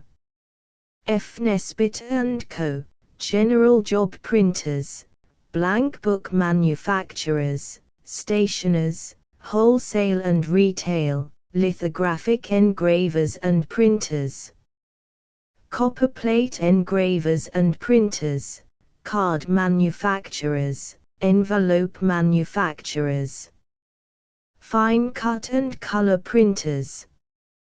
163, 165, 167, and 169 Pearl St. 73, 75, 77, and 79 Pine St., New York. Advantages: all on the same premises, and under immediate supervision of the proprietors. Prang's latest publications: Wildflowers, Waterlilies, Chas. Dickens. Prang's chromos sold in all art and bookstores throughout the world. Prang's illustrated catalogue sent free on receipt of stamp. L. Prang & Co., Boston. Punchinello. With a large and varied experience in the management and publication of a paper of the class herewith submitted, and with the still more positive advantage of an ample capital to justify the undertaking, the Punchinello Publishing Co. of the City of New York presents to the public for approval the new illustrated humorous and satirical weekly paper, Punchinello, the first number of which was issued under date of April 2. Original articles, suitable for the paper, and original designs, or suggestive ideas or sketches for illustrations, upon the topics of the day, are always acceptable and will be paid for liberally. Rejected communications cannot be returned, unless postage stamps are enclosed. Terms: 1 copy per year, in advance, $4 single copies. 10 a.m. specimen copy will be mailed free upon the receipt of 10 cents. 1 copy, with the Riverside magazine, or any other magazine or paper, price, $2.50, for 5.501 copy, with any magazine or paper, price, $4, for 7.00 all communications, remittances, etc., to be addressed to Punchinello Publishing Co., No. 83 Nassau Street, P.O. Box 2783, New York. The Mystery of Mr. E. Drood. The new burlesque serial, written expressly for Punchinello, by Orpheus C. Kerr, commenced in number 11. Will be continued weekly throughout the year. A sketch of the eminent author, written by his bosom friend, with superb illustrations of 1 St. the author's palatial residence at Bagad's Hill, Tickner's Fields, New Jersey. 2 Nd the author at the door of said palatial residence taken as he appears every Saturday will also be found in the same number. Single copies, for sale by all newsmen, or mailed from this office, free, 10 cents. Subscription for 1 year, 1 copy, with $2 chromo premium. $4. Those desirous of receiving the paper containing this new serial, which promises to be the best ever written by Orpheus C. Kerr, should subscribe now, to ensure its regular receipt weekly. We will send the first 10 numbers of Punchinello to anyone who wishes to see them, in view of subscribing, on the receipt of 60 cents. Address: Punchinello Publishing Company, P.O. Box 2783, 83 Nassau Street, New York. G.O. W. Wheat & Co., Printer, No. 8 Spruce Street. ******* End of the Project Gutenberg ebook Punchinello, Volume 1, No. 19, the 6th of August, 1870 *******. Updated editions will replace the previous one, the old editions will be renamed. Creating the works from print editions not protected by U.S. copyright law means that no one owns a United States copyright in these works, so the Foundation, and you, can copy and distribute it in the United States without permission and without paying copyright royalties. Special rules, set forth in the general terms of use part of this license, apply to copying and distributing Project Gutenberg trademark symbol electronic works to protect the Project Gutenberg trademark symbol concept and trademark. Project Gutenberg is a registered trademark, and may not be used if you charge for an ebook, except by following the terms of the trademark license, including paying royalties for use of the Project Gutenberg trademark. If you do not charge anything for copies of this ebook, complying with the trademark license is very easy. You may use this ebook for nearly any purpose such as creation of derivative works, reports, performances and research. Project Gutenberg ebooks may be modified and printed and given away. You may do practically anything in the United States with ebooks not protected by U.S. copyright law. Redistribution is subject to the trademark license, especially commercial redistribution. Start. Full license. The full Project Gutenberg license. Please read this before you distribute or use this work to protect the Project Gutenberg trademark symbol mission of promoting the free distribution of electronic works.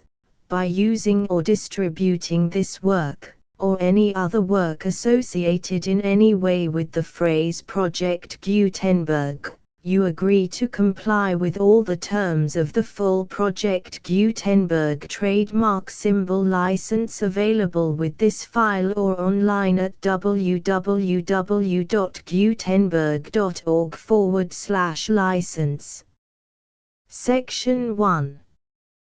General Terms of Use and Redistributing Project Gutenberg Trademark Symbol Electronic Works 1.0. By reading or using any part of this Project Gutenberg trademark symbol electronic work, you indicate that you have read, understand, agree to and accept all the terms of this license and intellectual property, trademark/copyright, agreement. If you do not agree to abide by all the terms of this agreement, you must cease using and return or destroy all copies of Project Gutenberg trademark symbol electronic works in your possession. If you paid a fee for obtaining a copy of or access to a Project Gutenberg trademark symbol electronic work and you do not agree to be bound by the terms of this agreement, you may obtain a refund from the person or entity to whom you paid the fee as set forth in paragraph 1.e.8. 1.b Project Gutenberg is a registered trademark. It may only be used on or associated in any way with an electronic work by people who agree to be bound by the terms of this agreement. There are a few things that you can do with most Project Gutenberg trademark symbol electronic works even without complying with the full terms of this agreement. See paragraph 1.c below. There are a lot of things you can do with Project Gutenberg trademark symbol electronic works if you follow the terms of this agreement and help preserve free future access to Project Gutenberg trademark symbol electronic works. See paragraph 1.e below. 1.c. The Project Gutenberg Literary Archive Foundation, the foundation or PGLAF, owns a compilation copyright in the collection of Project Gutenberg trademark symbol electronic works. Nearly all the individual works in the collection are in the public domain in the United States. If an individual work is unprotected by copyright law in the United States and you are located in the United States, we do not claim a right to prevent you from copying, distributing, performing, displaying or creating derivative works based on the work as long as all references to Project Gutenberg are removed. Of course, we hope that you will support the Project Gutenberg trademark symbol mission of promoting free access to electronic works by freely sharing Project Gutenberg trademark symbol works in compliance with the terms of this agreement for keeping the Project Gutenberg trademark symbol name associated with the work. You can easily comply with the terms of this agreement by keeping this work in the same format with its attached full Project Gutenberg trademark symbol license when you share it without charge with others. 1.d. The copyright laws of the place where you are located also govern what you can do with this work. Copyright laws in most countries are in a constant state of change. If you are outside the United States, check the laws of your country in addition to the terms of this agreement before downloading, copying, displaying, performing, distributing or creating derivative works based on this work or any other Project Gutenberg trademark symbol work. The Foundation makes no representations concerning the copyright status of any work in any country other than the United States. 1.e. Unless you have removed all references to Project Gutenberg, 1.e.1. The following sentence, with active links to, or other immediate access to, the full Project Gutenberg trademark symbol license must appear prominently whenever any copy of a Project Gutenberg trademark symbol work, any work on which the phrase Project Gutenberg appears, or with which the phrase Project Gutenberg is associated, is accessed, displayed, performed, viewed, copied or distributed. This ebook is for the use of anyone anywhere in the United States and most other parts of the world at no cost and with almost no restrictions whatsoever. You may copy it, give it away or reuse it under the terms of the Project Gutenberg license included with this ebook or online at www.gutenberg.org. If you are not located in the United States, you will have to check the laws of the country where you are located before using this ebook. 1.e.2. If an individual Project Gutenberg trademark symbol electronic work is derived from texts not protected by U.S. copyright law, does not contain a notice indicating that it is posted with permission of the copyright holder, the work can be copied and distributed to anyone in the United States without paying any fees or charges.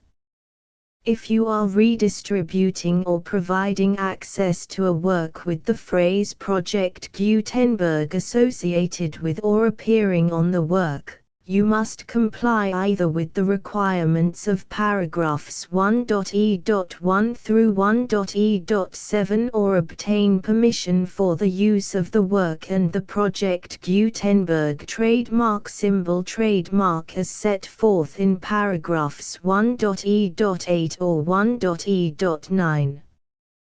1.e.3. If an individual Project Gutenberg trademark symbol electronic work is posted with the permission of the copyright holder, your use and distribution must comply with both paragraphs 1.e.1 through 1.e.7 and any additional terms imposed by the copyright holder.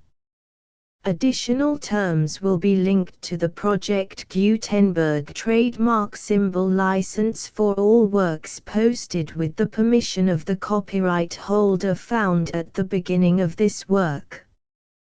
1.e.4. Do not unlink or detach or remove the full Project Gutenberg trademark symbol license terms from this work, or any files containing a part of this work or any other work associated with Project Gutenberg trademark symbol. 1.e.5. Do not copy, display, perform, distribute or redistribute this electronic work, or any part of this electronic work, without prominently displaying the sentence set forth in paragraph 1.e.1 with active links or immediate access to the full terms of the Project Gutenberg trademark symbol license. 1.e.6. You may convert to and distribute this work in any binary, compressed, marked up, non-proprietary or proprietary form, including any word processing or hypertext form. However, if you provide access to or distribute copies of a Project Gutenberg trademark symbol work in a format other than plain vanilla ASCII or other format used in the official version posted on the official Project Gutenberg trademark symbol website, www.gutenberg.org, you must, at no additional cost, fee or expense to the user, provide a copy, a means of exporting a copy, or a means of obtaining a copy upon request, of the work in its original plain vanilla ASCII or other form. Any alternate format must include the full Project Gutenberg trademark symbol license as specified in paragraph 1.e.1. 1.e.7. Do not charge a fee for access to, viewing, displaying, performing, copying or distributing any Project Gutenberg trademark symbol works unless you comply with paragraph 1.e.8 or 1.e.9. 1.e.8. You may charge a reasonable fee for copies of or providing access to or distributing Project Gutenberg trademark symbol electronic works provided that you pay a royalty fee of 20% of the gross profits you derive from the use of Project Gutenberg trademark symbol works calculated using the method you already use to calculate your applicable taxes. The fee is owed to the owner of the Project Gutenberg trademark symbol trademark, but he has agreed to donate royalties under this paragraph to the Project Gutenberg Literary Archive Foundation. Royalty payments must be paid within 60 days following each date on which you prepare, or are legally required to prepare, your periodic tax returns. Royalty payments should be clearly marked as such and sent to the Project Gutenberg Literary Archive Foundation at the address specified in Section 4, Information about donations to the Project Gutenberg Literary Archive Foundation. You provide a full refund of any money paid by a user who notifies you in writing, or by email, within 30 days of receipt that he does not agree to the terms of the full Project Gutenberg trademark symbol license. You must require such a user to return or destroy all copies of the works possessed in a physical medium and discontinue all use of and all access to other copies of Project Gutenberg trademark symbol works. You provide, in accordance with paragraph 1.f.3, a full refund of any money paid for a work or a replacement copy, if a defect in the electronic work is discovered and reported to you within 90 days of receipt of the work. You comply with all other terms of this agreement for free distribution of Project Gutenberg trademark symbol works. 1.e.9. If you wish to charge a fee or distribute a Project Gutenberg trademark symbol electronic work or group of works on different terms than are set forth in this agreement, you must obtain permission in writing from the Project Gutenberg Literary Archive Foundation, the manager of the Project Gutenberg trademark symbol trademark. Contact the Foundation as set forth in Section 3 below. 1.f1.f.1.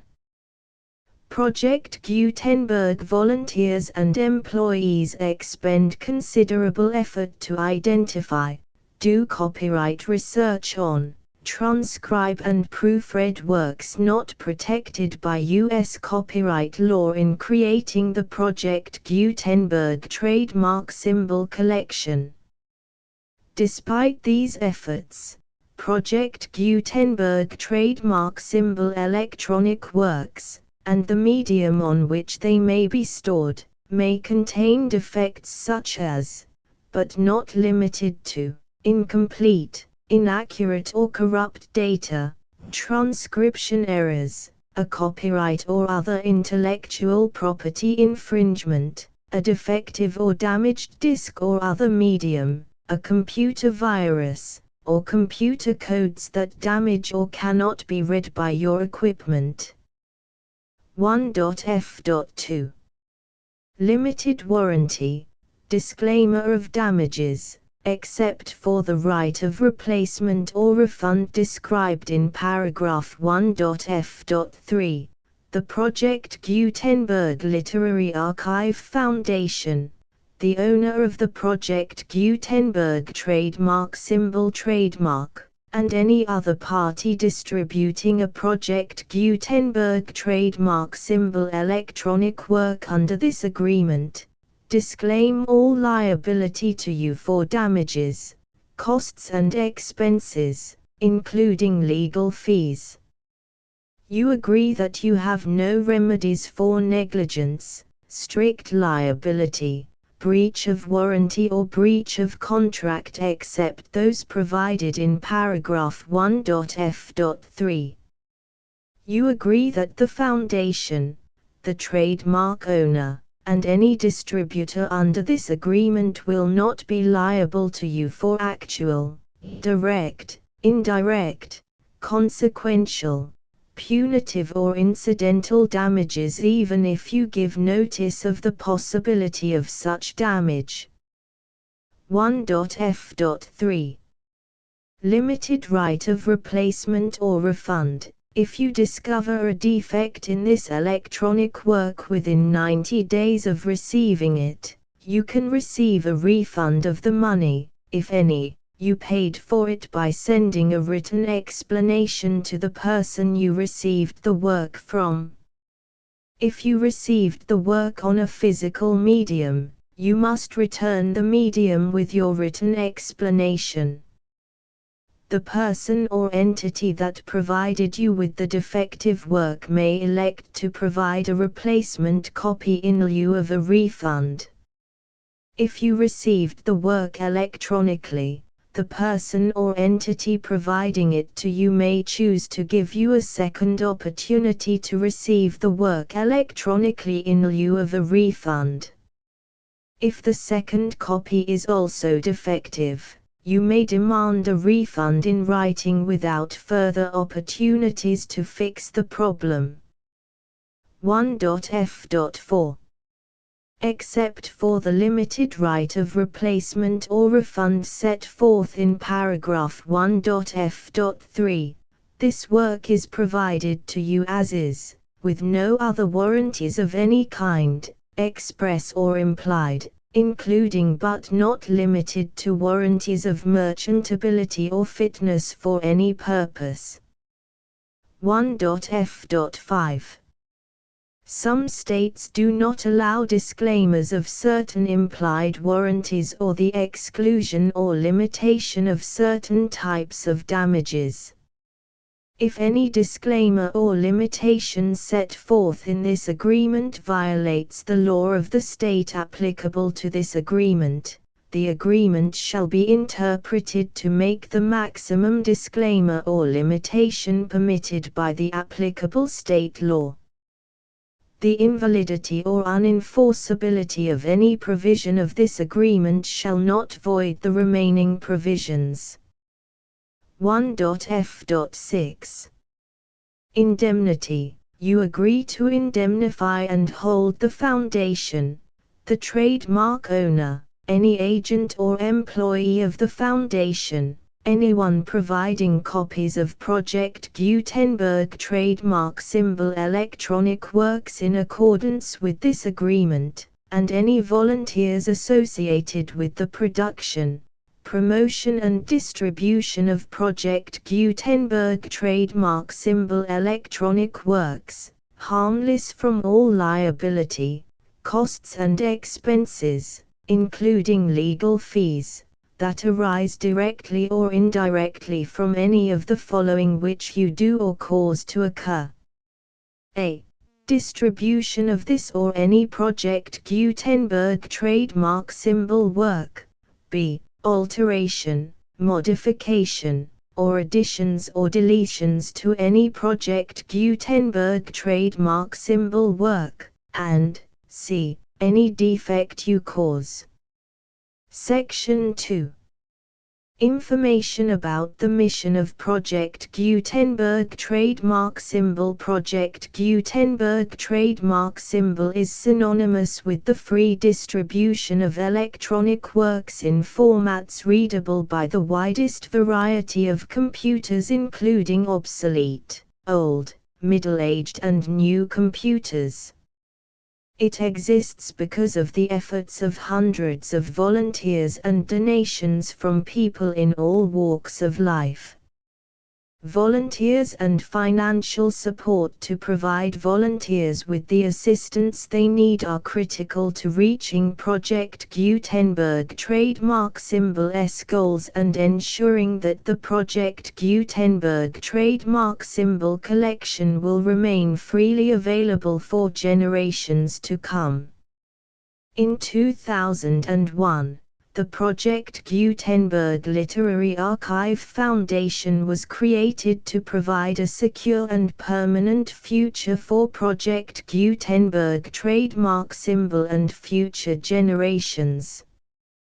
To learn more about the Project Gutenberg Literary Archive Foundation and how your efforts and donations can help, see sections 3 and 4 and the Foundation information page at www.gutenberg.org.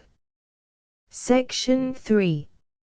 Information about the Project Gutenberg Literary Archive Foundation. The Project Gutenberg Literary Archive Foundation is a non-profit 501(c)(3) educational corporation organized under the laws of the state of Mississippi and granted tax-exempt status by the Internal Revenue Service. The Foundation's IN or Federal Tax Identification Number is 64-6221541. Contributions to the Project Gutenberg Literary Archive Foundation are tax-deductible to the full extent permitted by U.S. federal laws and your state's laws. The Foundation's business office is located at 809 North 1500 West, Salt Lake City, UT 84116, 801, 596, 1887. Email contact links and up-to-date contact information can be found at the Foundation's website and official page at www.gutenberg.org/contact section 4. Information about donations to the Project Gutenberg Literary Archive Foundation. Project Gutenberg trademark symbol depends upon and cannot survive without widespread public support and donations to carry out its mission of increasing the number of public domain and licensed works that can be freely distributed in machine-readable form accessible by the widest array of equipment, including outdated equipment. Many small donations, $1 to $5,000, are particularly important to maintaining tax-exempt status with the IRS. The Foundation is committed to complying with the laws regulating charities and charitable donations in all 50 states of the United States.